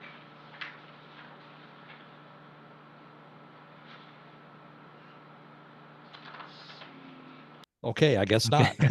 so I have some things to add to that, Ryan. Yes. That I found. Just one quick paragraph, because he's talking about that guy that got the Navy Cross for bringing in 100 survivors. It reads, Coast Guard officers, including Lieutenant Commander Quentin Walsh, helped plan Operation Neptune, which was the naval portion of Operation Overlord, the June 6 D-Day invasion of Normandy. Coast Guard personnel manned assault transports, cargo ships, 83-foot rescue cutters, landing ships, tanks, LSTs, landing ship tanks, landing craft, infantry LCIs, bringing the men onto the beach, and smaller landing craft along Omaha and Utah beaches. In fact, Coast Guard photographers shot the first and most famous photographs of the invasion. And lastly, the service's 83-foot cutters rescued 1,468 men from the surf and sinking ships offshore. what they did was legendary. And think so. My little stat here, there were 2,501 Americans who died on D-Day. You know, basically on Utah and Omaha beaches, the ones that he was serving on Omaha. Imagine adding that 1,500 men that they saved to that total. It was already seen as an egregious amount of KIA in a matter of a few hours on an invasion beach where a beach is, but Omaha in particular, that almost failed. You know, imagine adding 1,500 men. Think about those 1,500 guys that were blown out of their LSTs and floating in the water and rescued by these guys. I mean, I never realized how much of a role the Coast Guard played. Not just rescuing people, but I just read basically every type of landing craft you could imagine, including the ones that would have brought them onto the beach, were manned by, not entirely, but the U.S. Coast Guard were part of the force that were bringing these men onto the shore. It's really incredible to me. Yeah, it's quite a contribution that the Coast Guard made on throughout the D-Day operation. You know, he mentions, he said he thought it was Coast Guard cutter number 19, but he's talking about Coast Guard cutter number 16. Okay. Because that one, I'm reading from the after action report here from the Coast Guard pertaining to Normandy. And I'll just read you a little paragraph about Coast Guard cutter number 16 here. But it says, it was nicknamed the homing pigeon, arrived off the beachhead prior to the invasion and began picking up survivors from the disabled landing craft in the assembly area at 5:30 in the morning. Throughout the morning, the vessel's crew pulled 90 soldiers and sailors from the water. By 9:30, after administering first aid to the wounded, the crew transferred the survivors to the Dickman. It's a hospital ship. By the end of the day, they had pulled 126 men from the English Channel, the largest number saved by any of the Coast Guard Matchbox fleet craft that day. So Jack was on Coast Guard cutter number 23. They mentioned Coast Guard cutter number 24 here, but 23 is not mentioned anywhere in the after action report. Jack says that they rescued about 50 in total, 50 to 70. He's just guessing. Yeah. Okay. And, you know, they could only, I asked him, how many could you fit? You had 13 men as crew. How many could you stuff in there? How many more could you pick up? He said probably about 25 per trip we could carry. You know, so think about cutter 16 having 126. That's like what, 5 trips? Well, it's like it's almost 10% of the total men rescued during the entire operation with one cutter, which is unbelievable. And I'm looking at the screen right here, Ryan. They got this really cool picture of them. You know, there's 2 guys and they're pulling them out of the water, and you can see what amounts to a rescue swimmer sitting next to them. We'll make sure we put this on our website as well. But yeah, those guys, you can see there's some oil in the water from the ship that exploded. I mean, these guys would have been in bad shape, you know? And man, that's a great resource that you found. Yeah, so maybe we can put a link to that maybe on the webpage or something, or maybe we can, I mean, it's a government paper, so we could probably just put it out there for anybody to download and stuff. But okay, so let me see here. Yeah, so next clip here is 27, clip 27. It's a short clip, but he talks about how many he thinks they probably rescued. And then he gets into how many could the actual cutter hold, which I already talked about, but we'll let him talk about it. Okay. I know there was a total of 1,468 soldiers and 1 Navy nurse, British nurse, that the Coast Guard saved. Wow.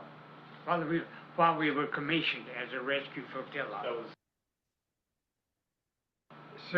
We didn't count naturally, we didn't count or anything, but I'm sure we didn't have more than 25. Okay. But that's all we could do. They were all wounded and drowning, and the skipper said we better hurry. It was all left to him. We had to also figure about our gas. That was something else in the cutter. That was left up to our chief machinist mate. But there was a little ensign by the name of Kellum was his name, and he was the one to say, it's time we go to the hospital ship. And did you guys have a medic on board? No, sir. But we did have a young boy, always been on my mind, But he was trained to be a pharmacist mate when the war broke out, and he knew a little bit about something, and he was very handy, very handy. Carl Wesley. No kind of nurse or a doctor or medic. Did you guys have any first aid training to help the? None at all. We had Wow. first aid on there, but we were never trained in it. No siree. I've read that one of the things that they had was 6 ounces of brandy aboard the boat as a, they said as a stimulant. I never saw it. I never saw it, maybe right. The skipper got, but I never saw that. They made it sound like it was a medical tool, you know, so. I was not in charge of that. But they also That's said the doctor that, in the a lot of background. guys suffered from shock. Oh, that's You not know, a stimulant. and they had to keep them warm, and some of the crew were giving the people their clothes because We the crew did. were dry. And We did. All of our crew went below deck, and we couldn't take anybody below deck, because those little cutters just went down in a small hole, and there's nothing room down there for them anyway. You had to stay up on the deck, and we didn't have an awful lot of room to lay them down either. But we did put everything we had on top of them to keep in. We could have that cold water, because that water was. I've heard anywhere from 40 to 44. I've heard all different stories. But the water, I think, was actually around 42 degrees. So what were you wearing? You guys? Yeah, I just probably had on a pair of blue jeans and a navy shirt and tennis shoes. My, That's all I was. my Is God. it Burley? Yes. That is so, that's like some caveman stuff. Look, so earlier I'm talking about, oh yeah, they would have had the men on board. They would have plasma and medical and all this stuff. No, I was wrong. None of that was there. They just put them on the deck and tried to keep them warm. And meanwhile, instead of having some sort of wet, dry suit, fancy thing, some new polymer they came up with just because of the war, he jumping in there was freaking blue jeans, man. He's totally raw dogging it. And he talked also about they had no medic on board. Right. They had a pharmacist mate, which was kind of a medic, but not really. He drank He the was brandy. Yeah, he drank the brandy, gave Yeah. them put salt on their wounds, Exactly. and none of them had any first aid training. Why in the world? How did that happen? They're in England training. Couldn't you have given them some sort of first aid training, some triage that they could do? Maybe they just didn't have enough crew aboard to be able to do that. They're all so busy, either swimming, pulling guys up, that the swimmers bring back. There's the mechanic who's making sure the boat stays running. Yeah. There's the skipper who's driving. They probably all had dedicated jobs. They just did not have time to go around wrapping wounds or helping guys. I tell you what, to me, it just feels like a major oversight because Yeah. you're going to be bringing wounded men on board and one woman on this boat. So why not while you're in England? Okay, fine. You didn't do any training. You didn't drag dummy bodies out of the water. It would have been nice. To me, it feels like that would have been appropriate, but they didn't. Okay. You could have at least taken them on shore and put them through some freaking wilderness first aid class, something so that they can, do basic, triage to the guys. I was really shocked by that. I just assumed that they had all this medical stuff on board because I have not heard these clips, audience. It's the first time I've heard them. And then we get to this clip and he's like, no. And not only that, the rescue divers jumping into 45-degree water with blue jeans and tennis shoes on. That's what I've always been amazed at. What Is he had a rope tied around his waist, of course, blue jeans on, tennis shoes, and a t-shirt. Oh my Lord. And he's jumping in, he's swimming over to these guys. He has the rope because of the current.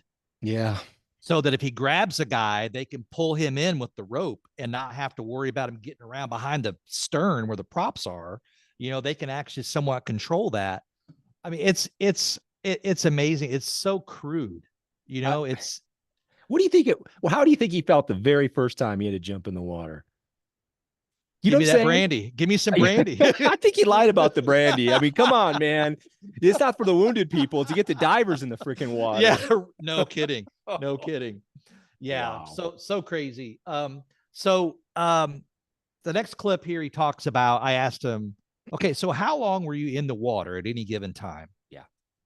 Sir, I couldn't tell you, but never more than 3 or 4 minutes. Just long enough to get where see the line I had was only about maybe 30 or 40 feet long. I couldn't go very far from my cutter. Didn't have to. The body we go right to the Sure. to a body, Yeah, sure. yeah. A lot of times we take a grappling hook and reach over and just pull him, get a hold of him, and the big boys were in and pull him on in. So with the line, we would go out just as far as we could go, then bring them back the cutter. As I said, the smaller boys were the two swimmers, but the large boys were there ready to haul them aboard our cutter and put them on the deck. As you jumped in the water and you swam over to the sort of rescue victim, what I'm sure you encountered some that were already gone, you know. You had to make sure that's exactly right, and you could tell. What- You could tell if they were alive or not. If they would yell, scream, or they were pain, or you could actually see some kind of movement in them, and their eyes were open, blinking. You could tell. I don't remember all that, but I know that it was very easy to know who the ones that were still alive. So obviously that was the opening clip we played there, but you think about some of the wounds that these guys would have had if they had survived their LCVP hitting a mine. Not only would there have just been shock, just plain old shock of them being in this super cold water, 42 degrees, and trying to keep your nose above water to be able to breathe, but you would have had fairly egregious wounds. You would have guys would have had limbs blown off, and they wouldn't have lasted long in that water. I mean, I would imagine if these guys if they were 500 yards off the beach, they hit a mine and their LCVP founders. I can't imagine that. I'm surprised there were many guys at all that were surviving, and they had to have been, I would have think, probably not wounded. Think about the seawater. If you're wounded, severely wounded, you got the seawater going, in your body. And you would last no time. No. And, and he said that they were close to the beach, but they couldn't really see it because of the dark, the clouds and everything, the smoke. We heard Bill, talk about that he couldn't see where he was going because of all the smoke. There were grass fires on the beach from early artillery bombardment, and then there was just smoke from war, some that was generated, some that was dropped. So, these cutters couldn't have been more than 15, 20 minutes away from where these men were getting wounded. They had to be right there, right? You can't be 5 miles offshore. They're all dead. You got to be right up there because of hypothermia, because of the nature of the wounds. So I'd be willing to bet these Coast Guard cutters were a lot closer to the beach than maybe he even knows, because he was so busy just saving lives. So next I ask him, in hindsight, a pretty stupid question. Okay. Did he have a life vest on? But I did not have one. Of course not. All I had was a line around me. So were the belts adequate for the weight of the soldier and their equipment to keep them out? I didn't have one, so I wouldn't be able to tell you. No. I don't remember anybody on our cutter had one. They Unbel- didn't furnish that. Unbelievable. Right. Nobody on the cutter even had one. That sounds, could you when you think Coast Guard today, one of the first things they check when they roll up to your boat, does everyone have their flotation devices? That's like, and then they look for alcohol.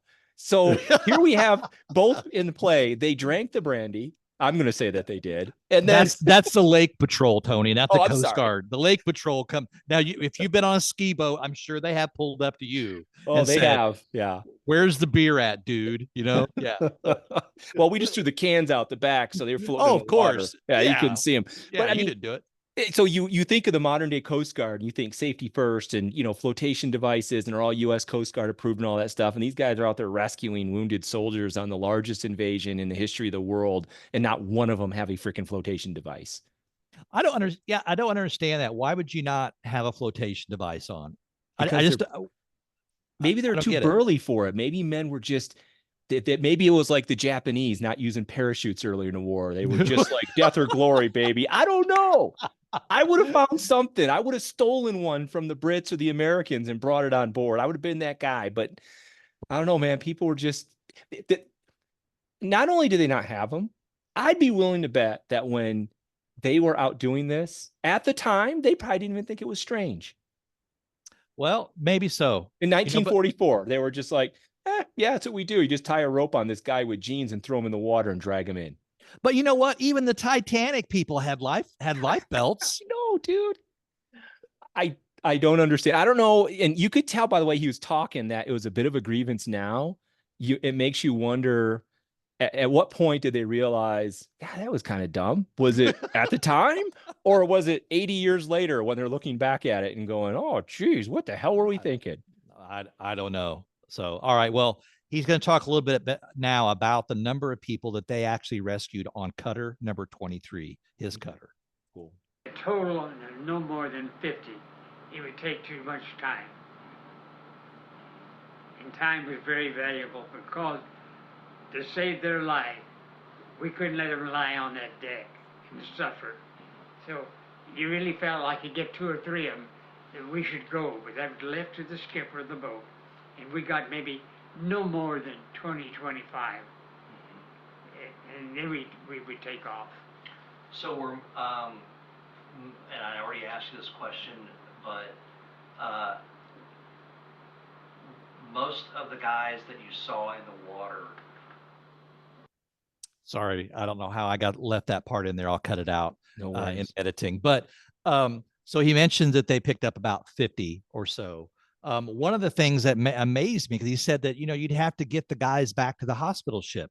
We couldn't physically make more than a couple of trips, a day, because it's 10 miles out and 10 miles back in, and they had to watch their gas. So they were trying to make sure that they weren't going to just be foundering out there dead in the water, so to speak. But, one of the things that made me, I was wondering, I'm like, well, how did cutter number 16 rescue 126 if they could only get 50? The reason why cutter 16 rescued so many is because they came upon LST 80, which had been hit by a mine and several rounds of artillery fire from the coast. Oh, geez. And it was sinking. Yeah. So the cutter number 16 pulled up alongside. Some of the guys went aboard the LST as it was about to turn turtle. Oh, and we're pulling people off, putting them on the Coast Guard cutter. And somehow they got well beyond 25 on their ship.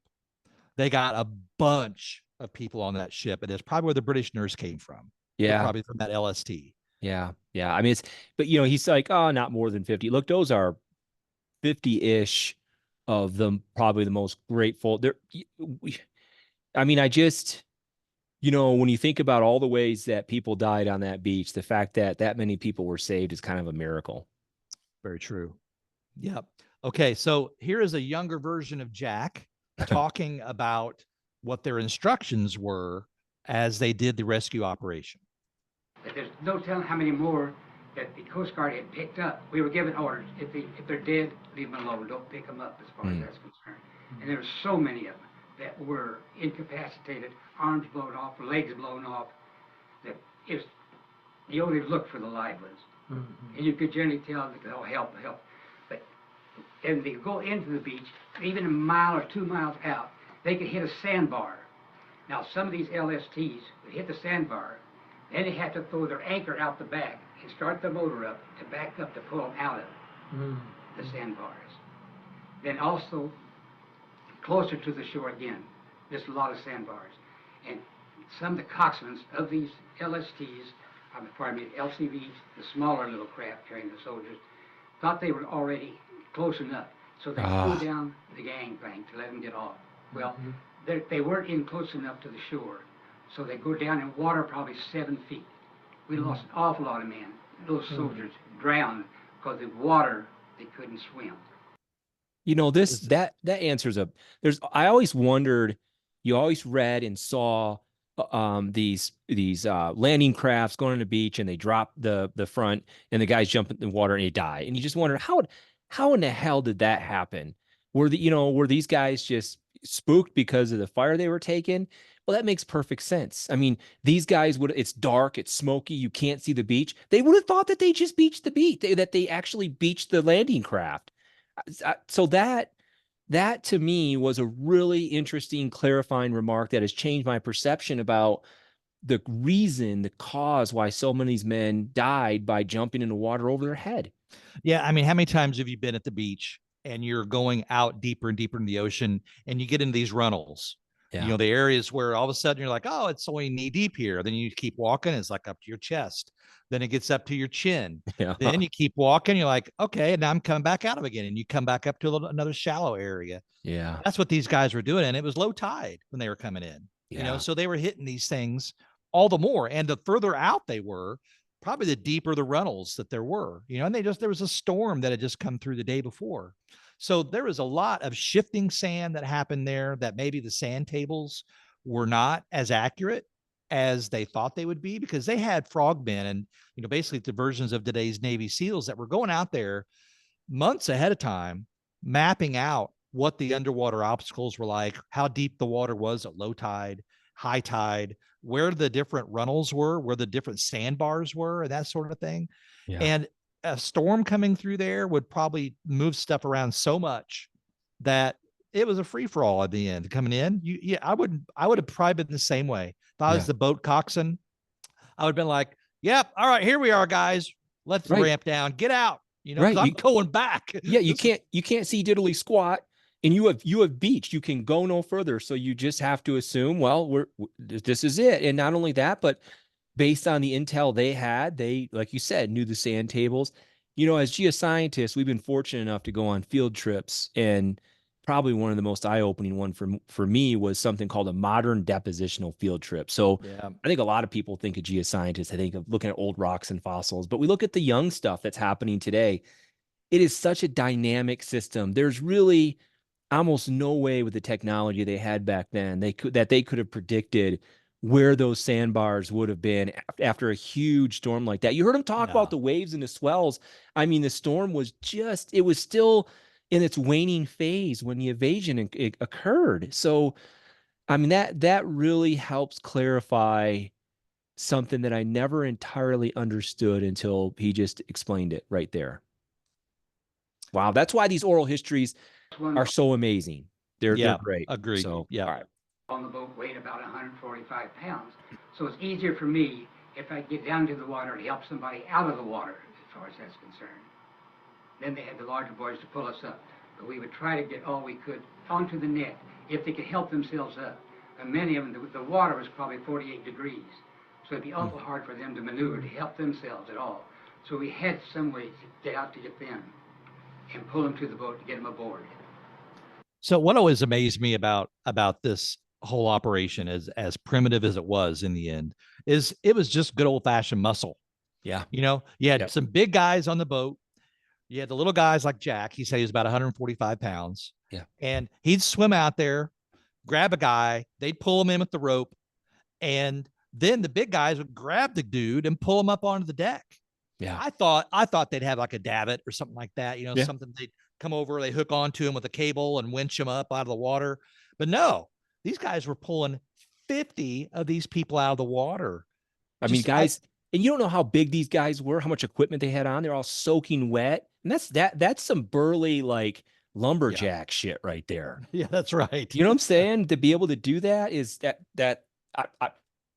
gotta be honest with you, Ryan. I didn't expect this interview to go this way. And so many of the ones that we have the opportunity to share with each other where the other person hasn't listened often goes this way. Now it's my turn to be stunned. I'm just like, what a shoestring operation that was. Yeah, it was so tenuous, and I can't believe that they were as successful as they were. Amen. Amen. So, okay, so next clip, one of the things I had already asked him, what was the main reason why the guys are in the water? But I was wondering, were any of these guys fellas who landed and got wounded and then floated back out to sea? Were any of them from, guys that were landing at the beach, but then got hit and were floating back out? No, sir. The ones that we were still 500 yards off the beach, had never reached the beach. No, sir. They were still in the water before they ever got near the beach. Yeah. All right, then I'll go on the next clip here. This next clip, we start talking about how fast the tide was rising, which was notorious along Omaha Beach. So fast you could actually see it happening. Go ahead, Tony. Well, just before you play this clip, so this kind of reinforced what we were saying earlier. They had to be close. He's talking 500 yards, and you're right. You can't. The guys wouldn't have served. The guys that got wounded like near the beach and were floating out even 500 yards would have died before they got to them. So that closes a loop on that discussion we had earlier about how close they were and all that. But yeah, all right, please continue. Sorry. Sure thing. So anyway, we started talking about how fast the tide was rising out there, and it spurred a memory from Jack, and here it is. I'm glad you brought that up because one time you could reach for a man and he'd float away from you, and you couldn't get him because of the line around me. But that was because the channel was moving. I have heard something like 10 knots. That's pretty good for the water coming out of the north. You know, later on, he will talk about some of the rescues he did, you know, just right by Cherbourg around Christmas. And there was a memory he recalled that just hit him. He had forgotten all about it until this one event that I'll talk about that happened earlier this year in February. And he talked about how he's haunted to this day by a guy who was yelling for help and he could not get to him. He could not reach him. He could not get to him because the current was too fast and his rope wasn't long enough. You know, and you'd think, well, could they have moved the cutter around? But apparently it was not possible at that moment. They were dealing with other guys. So, and what's really terrible, you know, with what you're talking about being haunted by it with PTSD and the nightmares, is a lot of nightmares we have to do with us feeling, you know, like helpless, right? Where you can't run fast enough, you're stuck, or you can't scream loud enough, or you can't quite punch the person. You know what I'm saying? And he actually experienced that in real life and then had to suffer the trauma of feeling helpless in a dream based on something that really happened to him in real life where he felt helpless. I just can't imagine having to wrestle with those sort of demons. You know, and then there's one thing I thought of earlier whenever as I've listened to his interview a few times now, his job in the war was never to kill anybody. Yeah. It was only to rescue people. Yeah. And I would think, you know, if you're a conscientious objector in any of the other branches, why didn't they just put him in the Coast Guard? That's a great question. And maybe they did. Maybe that's something we need to research. I mean, there's that famous movie based off a book based on a true story called Hacksaw Ridge. One of our listeners just sent me that book. Ah, yes. He just sent it to me and I'm going to read it and I'll do a little book review on it. I was told that the book and the movie for Hacksaw Ridge were one of the rare instances where the things that actually happened were actually more unbelievable than the version in the movie. And movies tend to sensationalize events and amplify certain things. And in Hacksaw Ridge, which is about a conscientious objector who was put in as a medic in the Marines because he wasn't willing to kill people, did these amazing things. So there was a role for these people, these conscientious objectors. They weren't cowards, right? I mean, the things that they exuded were very brave, but that's a great question, Ryan. I mean, there were plenty of things to do in the Coast Guard for people who didn't want to hold a rifle. Yeah. All right. Well, I'm going to move on to one of the last clips dealing with D-Day itself. And one of the questions I asked him was like, you know, do you have any other recollections of D-Day? And this is a pretty fantastic story that he nearly forgot to tell me. Oh, that little. We went to the Augusta battleship to pick up an officer by the name of Simpson, Coast Guard officer, was on there, and he wanted to go into the beach. So he was aboard on the second day of the invasion before I returned to the pool. and there happened to be 2 German planes coming over. Well, I had fired the 20 millimeter one time in an exercise off Newport, Rhode Island. The only time I'd ever manned a 20 millimeter gun on our boat. Well, Jack Turk was in the water at this time. He wasn't available. So the boys said, Jack, jump on that 20 millimeter and fire it. There's a German plane over here. There were 2 German planes flying across the beach that time. I did jump on there. I couldn't tell you exactly how I shot it, but I did fire the gun. And Lieutenant Stewart, commander, who we had aboard the cutter, said, Jack, you hit that airplane. You could see my tracer from the 20 millimeter going into the plane. And I got credit for shooting down one of the last German planes on D-Day. Oh my gosh! And I'd forgotten the story, everything. Honestly, this is true. Until I got home, and there was a newspaper article, and the Commander Stewart has sent out the newspaper that on a Coast Guard cutter such and such, Jack Hamlin shot down a German plane. Now that. How many guys have done that in the Coast Guard? None. You're looking at the only guy, probably. That was the only plane shot down on D-Day. There's a book written by about D-Day, and I can't think of the name right now. But anyway, he said during D-Day there was no plane shot down. I called a guy on the phone. I found where he lives in California. I said, I just hate to tell you this, but I have the record of shooting one down.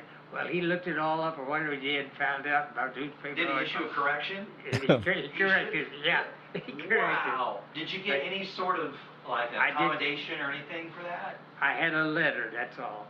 And when I sold my home, I left a lot of things. I had a lot of boxes all stored, and I thought I'd picked everything out of my boxes and brought with me. Oh man. I mean, we talked about things left in attics that people don't know about getting thrown away. And this is a case of that. But this happens to us quite a bit where we get pretty late in an interview and then they'll drop something like this on us. I mean, I can't remember which pilot we interviewed last year where he was like, he just in passing, as we were wrapping the interview up, he talked about being shot down and crash landing. That was Gerald Gentis. I think it was Gerald Gentis. And like, you waited till now to tell us that you had to crash land your plane when, I mean, he was just kind of like, yeah, it just kind of happened, you know? I mean, yeah. Now that you've seen Masters of the Air, I mean, that was commonplace, apparently.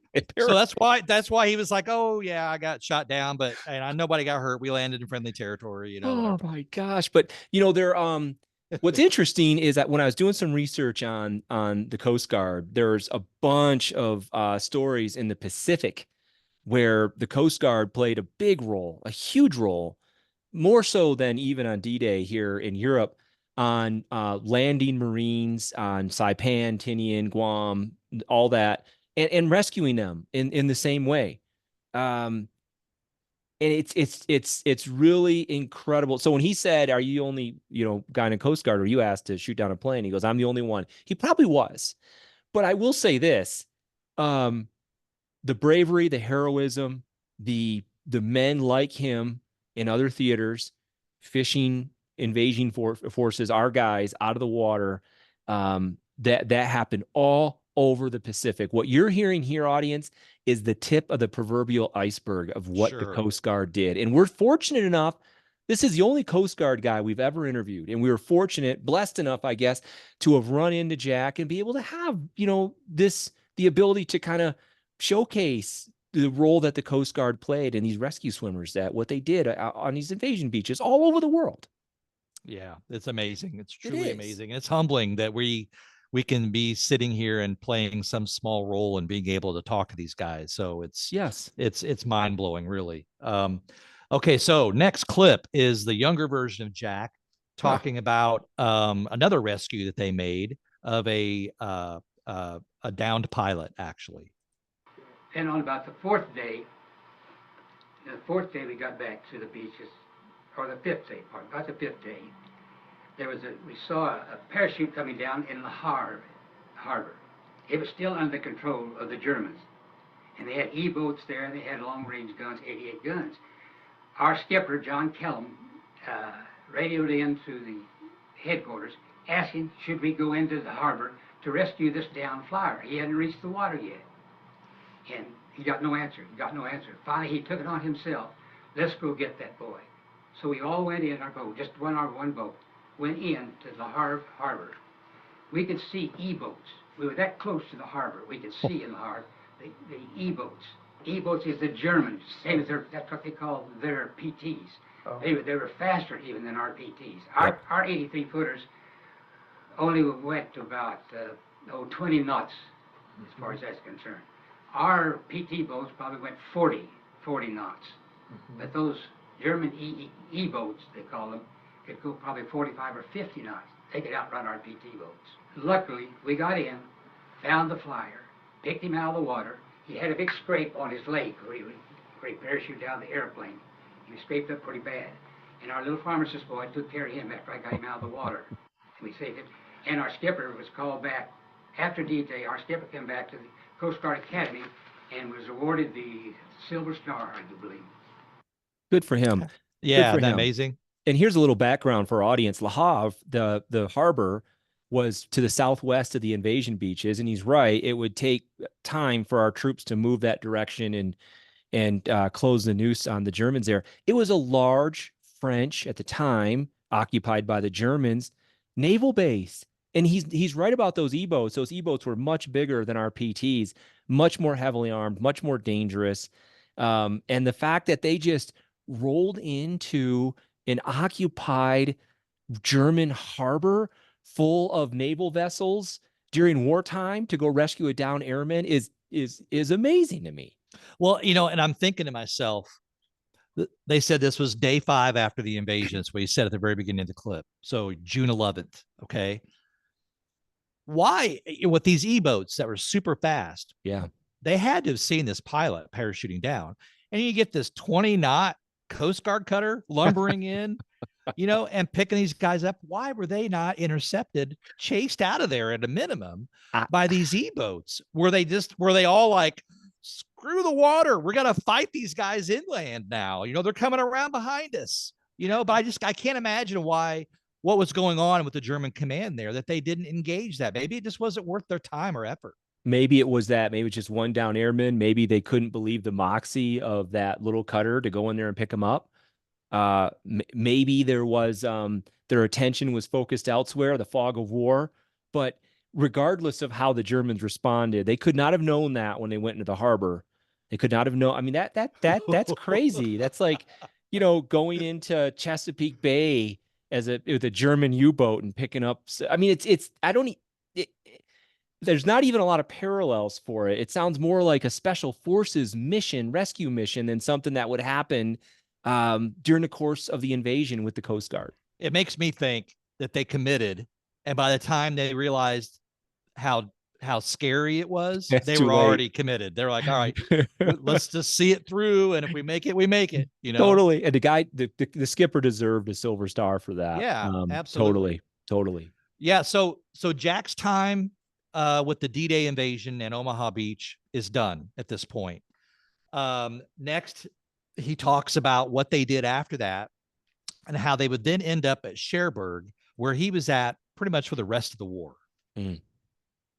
I went back to England until they cleared the ports at Cherbourg and all the way to get the mines there and the ships out.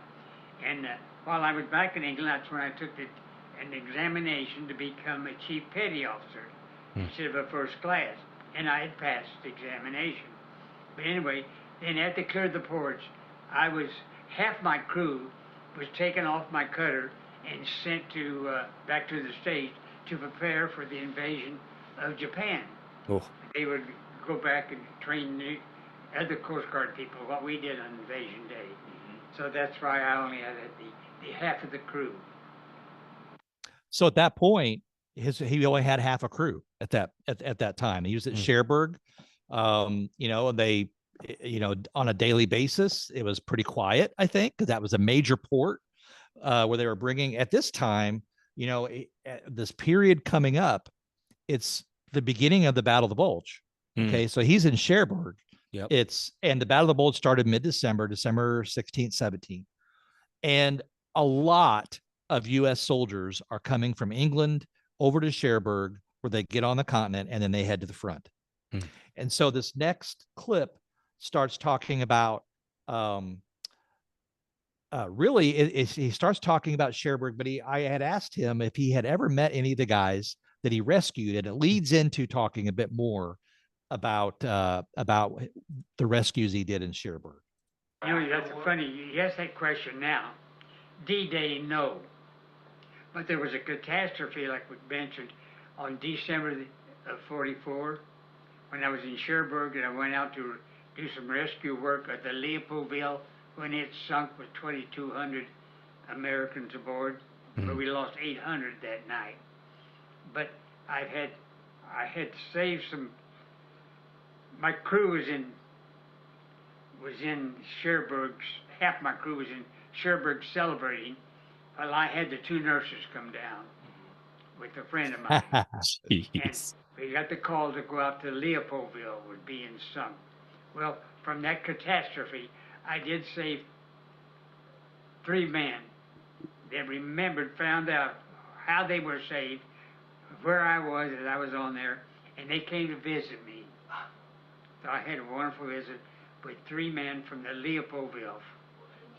This was during the war? During the war, on Christmas Eve of 44, when I was stationed in Cherbourg.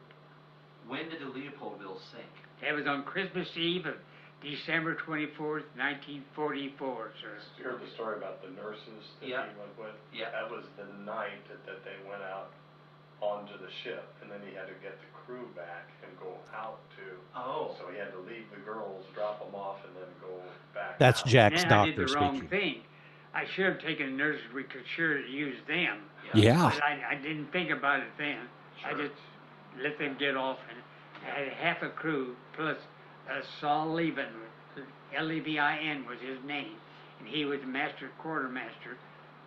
He was in charge of the American hospital there, took care of the food, and he's the one who brought the 2 nurses down with the food for Christmas Eve until we got the call to go out to rescue the Leopoldville that was sunk. I mean, Did I you have just some? Yeah. no, Go I ahead. don't. The only thing I know is I remember hearing about the SS Leopoldville, but I don't. My recollection is pretty vague. I seem to remember there was a large, like a regiment of U.S. troops that were supposed to be reinforcing soldiers that were being lost in Battle of the Bulge, and it got torpedoed. right. And so he was there to help pick up the survivors from that. Yes. Wow. So let me play the next clip. It's Yep. a younger version of Jack. He's talking, and he actually has a lot more details on the Leopoldville. Cool. And then I've got I'm going to read from a great article that talks about the Leopoldville sinking, and you're going to be shocked at some of the details with that. So, All right, cool. You know, that's funny. You ask that question now. Sorry, wrong one. Next clip. Right. Yep. On Christmas Eve, 1944, Christmas Eve, I was going to have a little party on the boat. I was in charge. I'd given half of the boys liberty to go into Cherbourg on New Year's Eve to have a good time, because we had no orders at all to do anything. I had a good friend who was a quartermaster corps, a soldier. Saul Fagan was his name, Master Sergeant, and he was in charge of the food. So he said, let's have a little party on the boat. He said, I'll bring down the turkey, I'll bring a little wine, and I'm going to bring 2 girls down. I got a girlfriend to bring another girl. Well, we were having a party on Christmas Eve. 6 o'clock, we get a call that we were to go outside the Cherbourg Harbor, 5 miles out to Waterbury, such name, that there's a transport been hit by a torpedo. Well, naturally, there goes our turkey and our dinner. So the master sergeant, I said, can you go with us? Because I'm only 4 on board here. The other boys are going shore lane. I'll need you to help us. So he said, yes, I'll be happy to go along with you. So we didn't know exactly what we were going to run into at that time. But on board the Leopoldville transport was the 66th Black Panther Division, 2,000 men. Well, they'd been torpedoed. There's probably when the torpedo hit, there was probably 200 to 300 men were killed at that time. On our first trip out there, and it was a rough sea also again. The rough seas were probably 8 to 9 foot high, and awful hard trying to maneuver our 83-footer and get her close to the Leopoldville so we could get some of the men off. Well, there was a British ship first arrived there. It was the HMS, right now I forget, Brilliant or something like that was the name of it. They took off probably about maybe 300 or 400 men off first. And they were going to take them on in to shore. Well, the captain of this transport told me, "You don't have to worry, the boat won't sink, that our transport won't sink." Well, that was a wrong statement to make as far as that's concerned. When I pulled up alongside of this Leopoldville transport, most of the men were all standing in line on the deck, but they were probably 20, 30 feet above me, because I was just a small cutter, and the hull of the ship was much higher naturally. So I asked some of them if they'd like to come aboard, or yelled at them to get aboard, get off the ship, come on. Well, they didn't want to get off, because they'd been told to stay here, we're not going to sink. They'll probably send out a tow truck, a tow boat, and pull us into shore.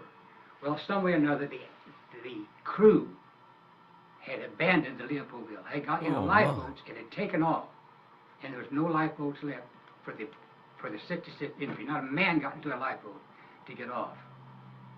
They were Belgian Congo men, and they couldn't speak English at all. So it put it in a terrible condition for the 66th Infantry. Finally, we asked some of them to jump. Some of them did jump. One man broke his leg, jumping 20 feet down to our boat. It hit the front of the boat piece of iron and broke his leg. We had a couple others jump. They weren't injured as far as that's concerned. Finally, the boat started to sink, and they knew it was going to go down. It did sink in the next hour. It stayed up for one more hour. We got probably picked up that night on our first trip out. We probably picked up, with the help of Saul Fagan, I want to say something about him, and I tried to reach him. He was a master sergeant, as I said. I tried to reach him, and he was in New York. Got called all over New York, different places over the past years, to try to find him, because he was our hero aboard. He was about 6'4". He weighed about 250 pounds, and I mean, he was a mean and a husky boy. And he would reach down and pull those boys out of the water. He had to reach down because we had probably that, at least 2 or 3 feet where you had to get down to the water. He just pulled them right aboard the boat. And then you'd see some of them going by that floating out of the boat that had been injured and dead also, as far as that's concerned. As I say again, we've got probably, maybe the first trip, we picked 25 up out of the water. We took them into shore, and then we came back out again the second time. This time, the ship had already gone down on us. All we could find was wood planks here, some guys yelling, "Come and help us." It was on any kind of debris they could hold on to as far as that's concerned. We picked up probably 2 or 3 this time. All of a sudden, I heard only had one more mechanic aboard. He yelled, "We've hit something," and I could feel it, the vibration of the ship. He hit one of our pillars, had hit something in the water. And at that time, we thought maybe it was a hawser or some kind of a line from the boat or some debris as far as that's concerned. Well, I said, we better get back. So we went on back in. We didn't pick anybody else up because we only had one screw left, one pellet left. And we got into shore and got everybody off. The next morning, the Navy diver went down and came and told us.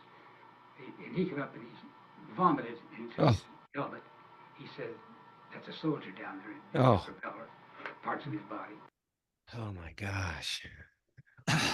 Yeah. So you mentioned that earlier. We talked about the concern of that, and it ended up happening to Jack with the Leopoldville rescue.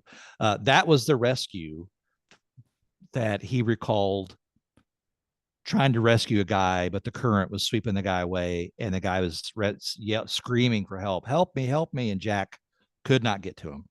And he lost him, I remember there was, maybe you're going to talk about this later, but he talked about that event in detail when we had a chance to connect him with some other people. But at any rate, so you have more on the SS Leopoldville.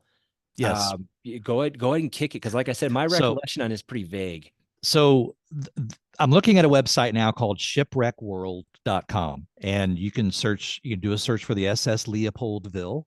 Again, it mentions on here it's just 5 miles off the coast from Cherbourg, and was indeed struck by torpedoes from the U-486 German submarine. She only rests in about 250 feet of water right now, but all around the wreck, they say, lies debris and human remains of the 700 to 800 American soldiers from the 66th Infantry Division, as well as the Belgian and Congolese crew that was killed when the ship sank.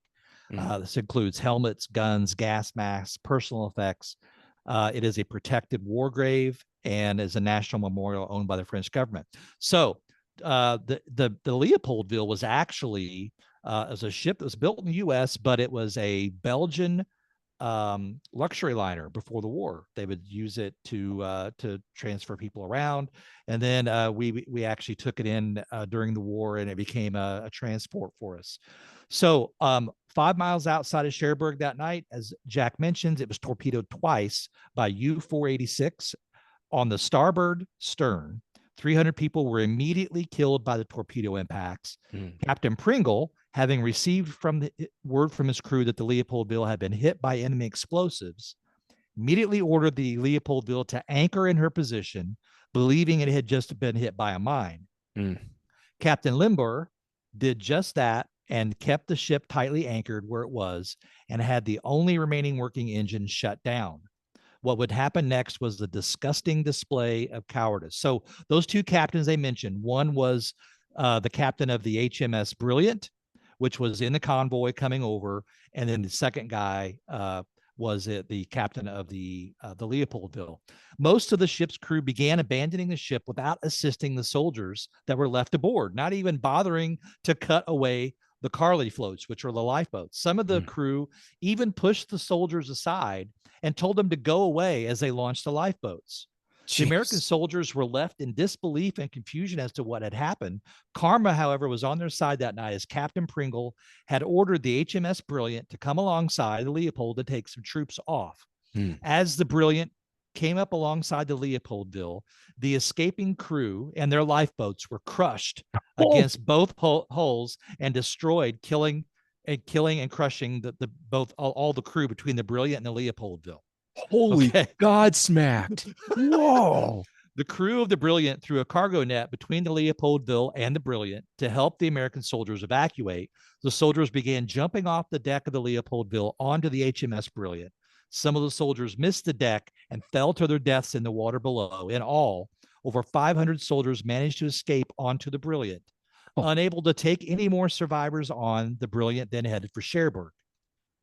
Captain Pringle had ordered the Cherbourg to be contacted about the Leopoldville being hit and it sinking, but due to using the wrong radio frequency and a poor ship-to-shore Morse code communication, the message didn't reach Cherbourg until it was too late.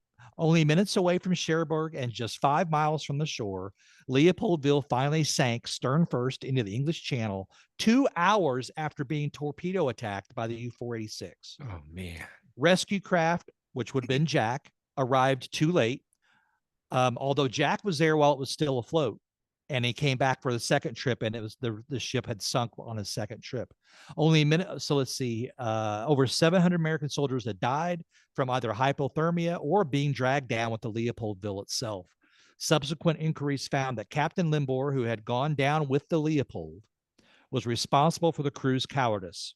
Captain Pringle was heavily reprimanded for poor ship-to-shore communication and for stopping his destroyer along the Leopoldville, making his own vessel vulnerable to U-boat attack. I know that sounds like bravery to me. It sounds like courage. I don't know. I don't know why you would. Yeah, I mean, he basically was willing to suffer a U-boat attack on his boat, the Brilliant, to go rescue what amounted to the largest number of sailors they got off that damn ship. 500 of these guys. As the incident was seen as an embarrassing failure on the part of the Allied forces and both the United States and United Kingdom governments, they decided to keep the entire incident top secret. Oh, boy. The survivors were forbidden from telling their stories. The United States kept the sinking secret from public access until 1959. The United Kingdom did so until 1994. Oh. In both cases, neither nation alerted the public that the records of the Leopoldville were now free information and didn't bother to tell the families who lost their loved ones on the Leopoldville the whereabouts of their sons or brothers. They were only ever told their son or brother was missing in action in the European area. Most parents died before they could get closure on their son's demise, where the government's failed historians and maritime archaeologists have been working tirelessly around the clock to provide every affected family the closure they deserve regarding their loved ones. That's given the comedy of errors that occurred here. That's probably the right term. Nothing funny about it, but the amount of things that got screwed up. It's amazing that many lived. It's amazing that more of them didn't die. And I know it's terrible to say that, because I mean, here's this troop ship going across the English Channel. It was being escorted. You would have thought that these sort of things couldn't have happened. I gotta reel in my whole submarine thing that I said about earlier. These, I mean, I said this. I don't know. I mean, it's amazing how long, when you think about what the U-boat fleet went through during the war, and how the Allied were able to just absolutely destroy that force in a way that is unimaginable.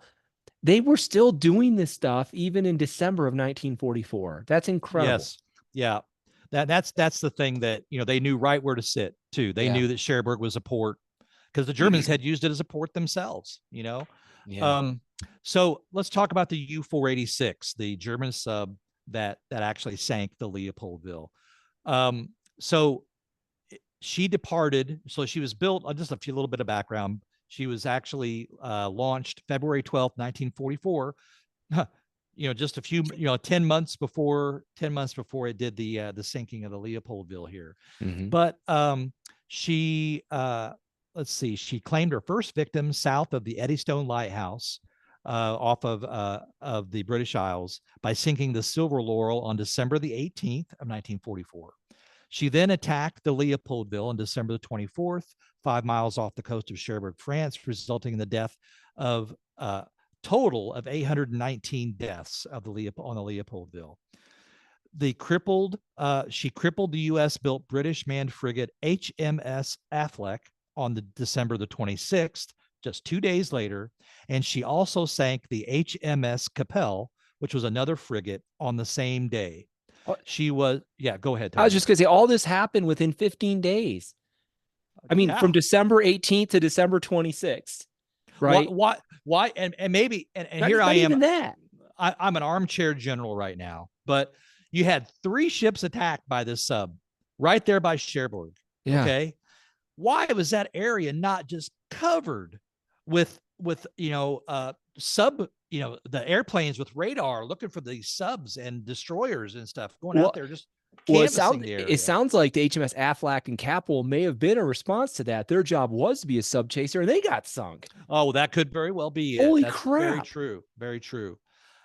So the submarine, the U-486, actually was sunk in Norway in April of 1945. And let me see here. So just a month before the war ended, they got sunk after this freaking orgy of sinking that occurred from the 18th to the 26th of December. Yeah, less than 10 days. April 12, 1945, the HMS Tapir sunk it in the North Sea, northwest of Bergen, Norway. And I believe all hands were lost. There were no survivors on that. So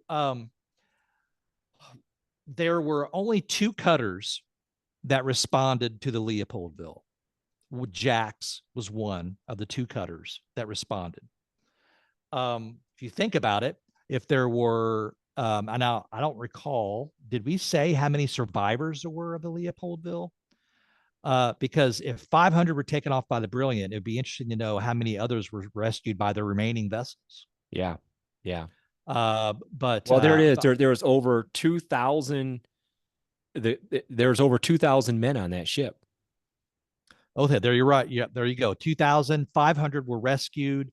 800 were killed. Well, 700 killed outright, and then some more died later, I guess. But They said 800 were killed, so that would leave 12, 500 taken off by the Brilliant. That leaves 700 more that were picked up. Which to me is amazing that we could have screwed up this, what should have been a routine transfer of troops from one country to the next across English Channel, and that you could screw up that bad and not have just about everyone die. I mean, it's just right. I mean, this is something that is and what a shameful thing to cover this up. You know, I mean, if we look at some of the more recent wars that we have prosecuted in Iraq and Afghanistan, you know, the press was allowed access to things that caused a lot of people a lot of consternation. There were certain things that occurred in Abu Ghraib and whatnot that were, you know, shameful. But you know what? I'd rather have those. I'd rather have that out there. I know it may not be a popular thing to say, but I think the families who sent their men over to Europe to go fight in the war against the Axis powers, I think they had the right to know what happened that night before 1959. Agreed. Absolutely. So as I mentioned, on the 26th, U-486 sank two other ships, the HMS Affleck and the HMS Capel. Well, interesting little bit of tidbit of information here. Jack participated in both of those rescues also. Yeah. And in February of this year, on February the 10th of this year, 2024, some friends of ours at the Logbook Project, which, by the way, please, if you get a chance, go look for the Logbook Project podcast and start listening to these guys. The Logbook Project is there's a fascinating project whereby these two fellows, one guy is in St. Lucia and the other guy's in Sweden. And that's a story in and of itself, how these guys got linked up to work together. But the fellow in St. Lucia, his dad was a RCAF pilot during the war, and the war ended before his father could fly in combat. And he inherited his dad's flight log, which was empty because there was no actual, battle flights or anything like that. So he ended up taking this flight book and he sent it all around the world to different veterans, and they've signed it. Well, I got them hooked up with Jack Hamlin. They sent the book to Jack. Jack signed it. Well, another man that they had sign their logbook at some point was a man named Morel Murphy. Yeah. He was a Navy soldier aboard the HMS Capel. Mm-hmm. And he survived the sinking of that ship. Well, they put the guys, the Logbook Project guys were like, wait a second. We've got Jack, who rescued survivors from the Capel. Yep. And we've got Morel Murphy, who was a survivor of the Capel. Is it possible that they met? Maybe that Jack rescued him? Yeah. Yep. So February 10th of this year, I drive up to Springfield, Missouri. I get with Jack, and the Logbook Project guys have set up a Zoom between Jack Hamlin and Mr. Morel Murphy in Belfast, Ireland. Yeah. And we get to participate in a Zoom between Jack and Mr. Murphy, two soldiers from World War II, some 80 years after the event that was pivotal in their lives. And they get to speak and talk. Now, unfortunately, there were a lot of people on both ends that were standing in the room watching, because this is pretty historic, you know? But unfortunately, Mr. Murphy couldn't remember a whole lot of details. He was in shock. He was in the water. He was being rescued. Yeah. Neither he nor Jack could possibly remember who saved them, or who Jack saved and who saved him. He couldn't recall. Mr. Murphy could not recall if he was on a cutter or some other boat whenever he got pulled out of the water. But it was a real interesting meeting. And actually, the guys from the Logbook Project we have all this on a Zoom call recorded. So what we're going to be doing is, in the future, I will be able to put out, maybe we'll just put it on the website, but we could also put the audio as maybe an air raid edition here, and an addendum to this story. We have the actual Zoom call, and you can hear Jack and Mr. Murphy talk about this. Yeah. And it's poignant. I mean, there's no one had a dry eye in that room as they talked, because Mr. Murphy was talking about that you could be the guy that saved my life. Yep. You know, and he's standing there with his granddaughter who wouldn't even be here. She was actually there, you know, coordinating, facilitating the Zoom call on her end. And it's just amazing. All the people in that room, Jack's kids were there. If Jack hadn't survived for whatever reason, you know, they wouldn't be there. It was just amazing to think about these individuals who were trying to deal with this time of their lives, you know. And Mr. Murphy kept talking about, he kept saying, Jack, do you have nightmares? Do Yes, you I have remember that. nightmares? Yes. And Jack kept saying, you know, yeah, yes, of course I do. Yes, of course I do. And I had offered, it wasn't the right time for them to talk privately because everybody was listening, but I had offered to go back and set up a private Zoom with just Mr. Murphy and just Jack. And I could never get a hold of his granddaughter again. I was kind of bummed by that, because you're right, Ryan. You could tell it was important to Mr. Murphy to talk about those nightmares. He brought it up at least 3 different times. That's the first time I heard with my own ears Jack talk that's right. about, You were on the call, weren't you? Yeah, I was on the call. I forgot about that. Yeah. Okay. No, that's all right. So that was the first time I heard with my ears Jack talking about that soldier he was trying to rescue, and currents kept pushing him away. And he said, I have this dream frequently where he's just outside of reach and I just can't get him. And that's when it hit me when I'm on the call. It's like, what's so sad about that is that actually happened. Is that, in dreams where you feel helpless, and that's what makes you so frustrated. That's why nightmares become nightmares. He actually lived that in real life, where he's trying to rescue a human being who's crying for help, and he can't do it because he's tethered to the ship for his own safety. Otherwise, he'd float off with the guy. And it was really poignant. And I remember I talked to you after that, and I said, yeah, we need to get these two together, because there were things that Mr. Murphy wanted to talk about that he was not able to, because of all the other people in the room. And it was still a very magical moment. And you're right. We can't know. They don't know if they actually met each other. But what we do know is, in a huge, gigantic, titanic human struggle called World War II, that these two men were within 100 yards of each other at some point, at a point in their lives where both of them were deeply affected by it. One of them was deeply affected by, being a rescuer and trying to, save people. And the other one had just had the holy hell scared out of him by being torpedoed and thrown into the water. Mm-hmm. I'm going to try to reach out to his granddaughter again, and see if I can, her name is Jennifer, and see if I can make something happen. Hopefully Mr. Mr. Murphy is still with us. It would be well worth it to try to hook these guys up again and for their own private talk and everything. So, anyway, I just wanted to kind of reiterate that story, because it's one of those rare events you get, that it's rarer all the time now. These guys are passing on, and to have this sort of a thing available for us to be able to witness was just a real privilege, really a real privilege. I think it's the best.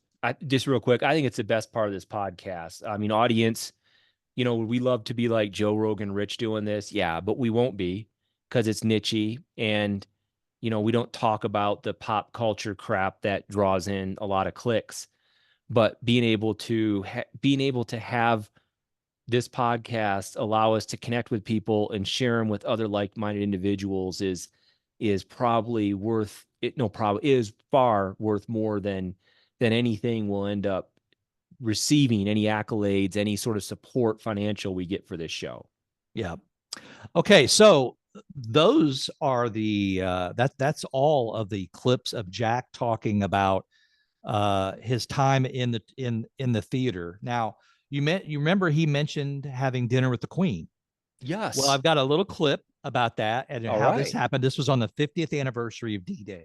And I bet you if the Queen were alive, she'd still remember him. Because he probably hit on her. Totally. He did.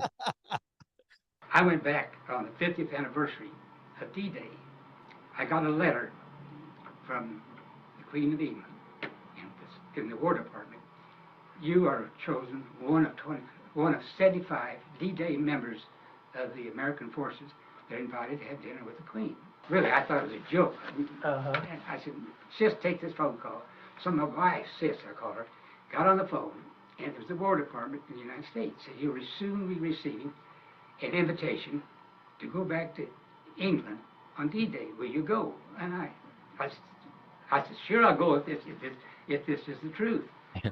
So they asked us that this will be a formal dinner with the Queen, and we'll go down to Portsmouth to have the dinner with the Queen, and that's where Eisenhower's headquarters was also. Well, they said you'll have to have a tuxedo. Well, I can't stand tuxedos. The only time I've ever had a tuxedo was two of my daughters had married, and there was a tuxedo for them. So I said, well, I don't have a tuxedo now. My wife said, we'll find your tuxedo. I think it's down at the lake house. I owned that lake house at that time on Table Rock. So we went down. After a while, we found it. Anyway, found it. So I called back to Captain Brewster. I said, yes, I'll be happy to go. He said, that'll be fine. He said, you'll be receiving your invitation and orders, etc., how to get there. When we arrived, we went outside first to have a little cocktail party. And outside, Mother Queen, the sweetest thing you've ever seen in your life, was there. And she was out with us. She came to each of our tents to see us. It was raining. We didn't go and see her. She came to see us.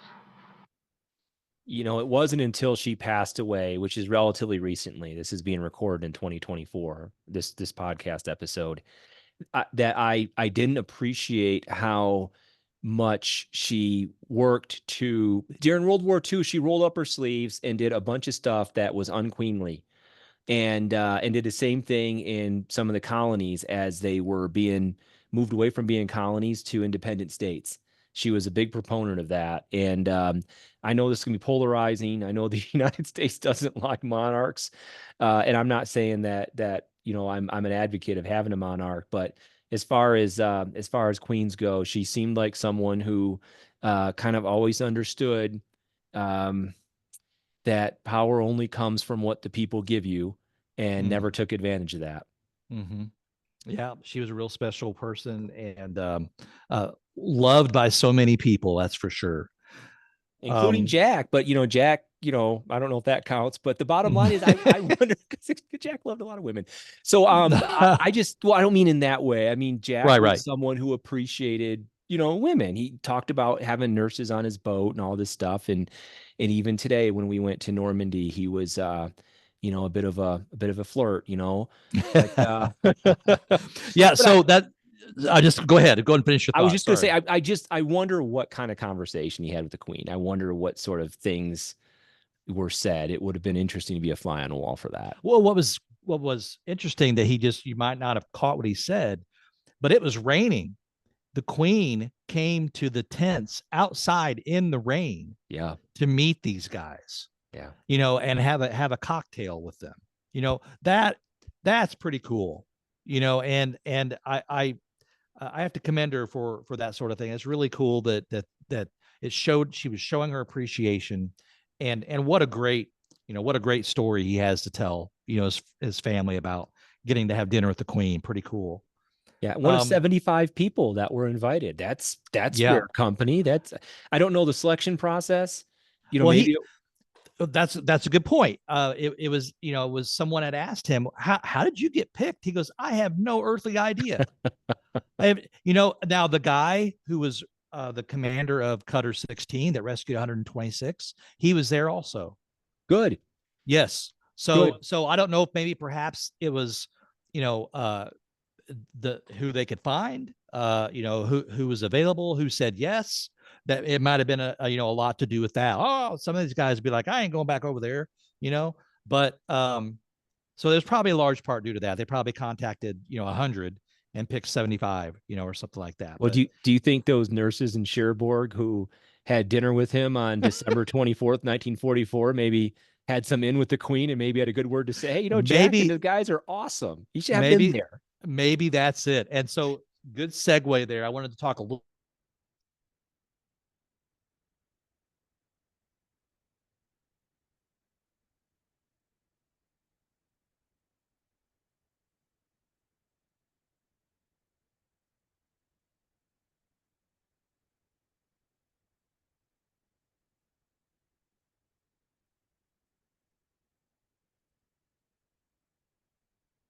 My fucking router just reboot again, period. I'm not too happy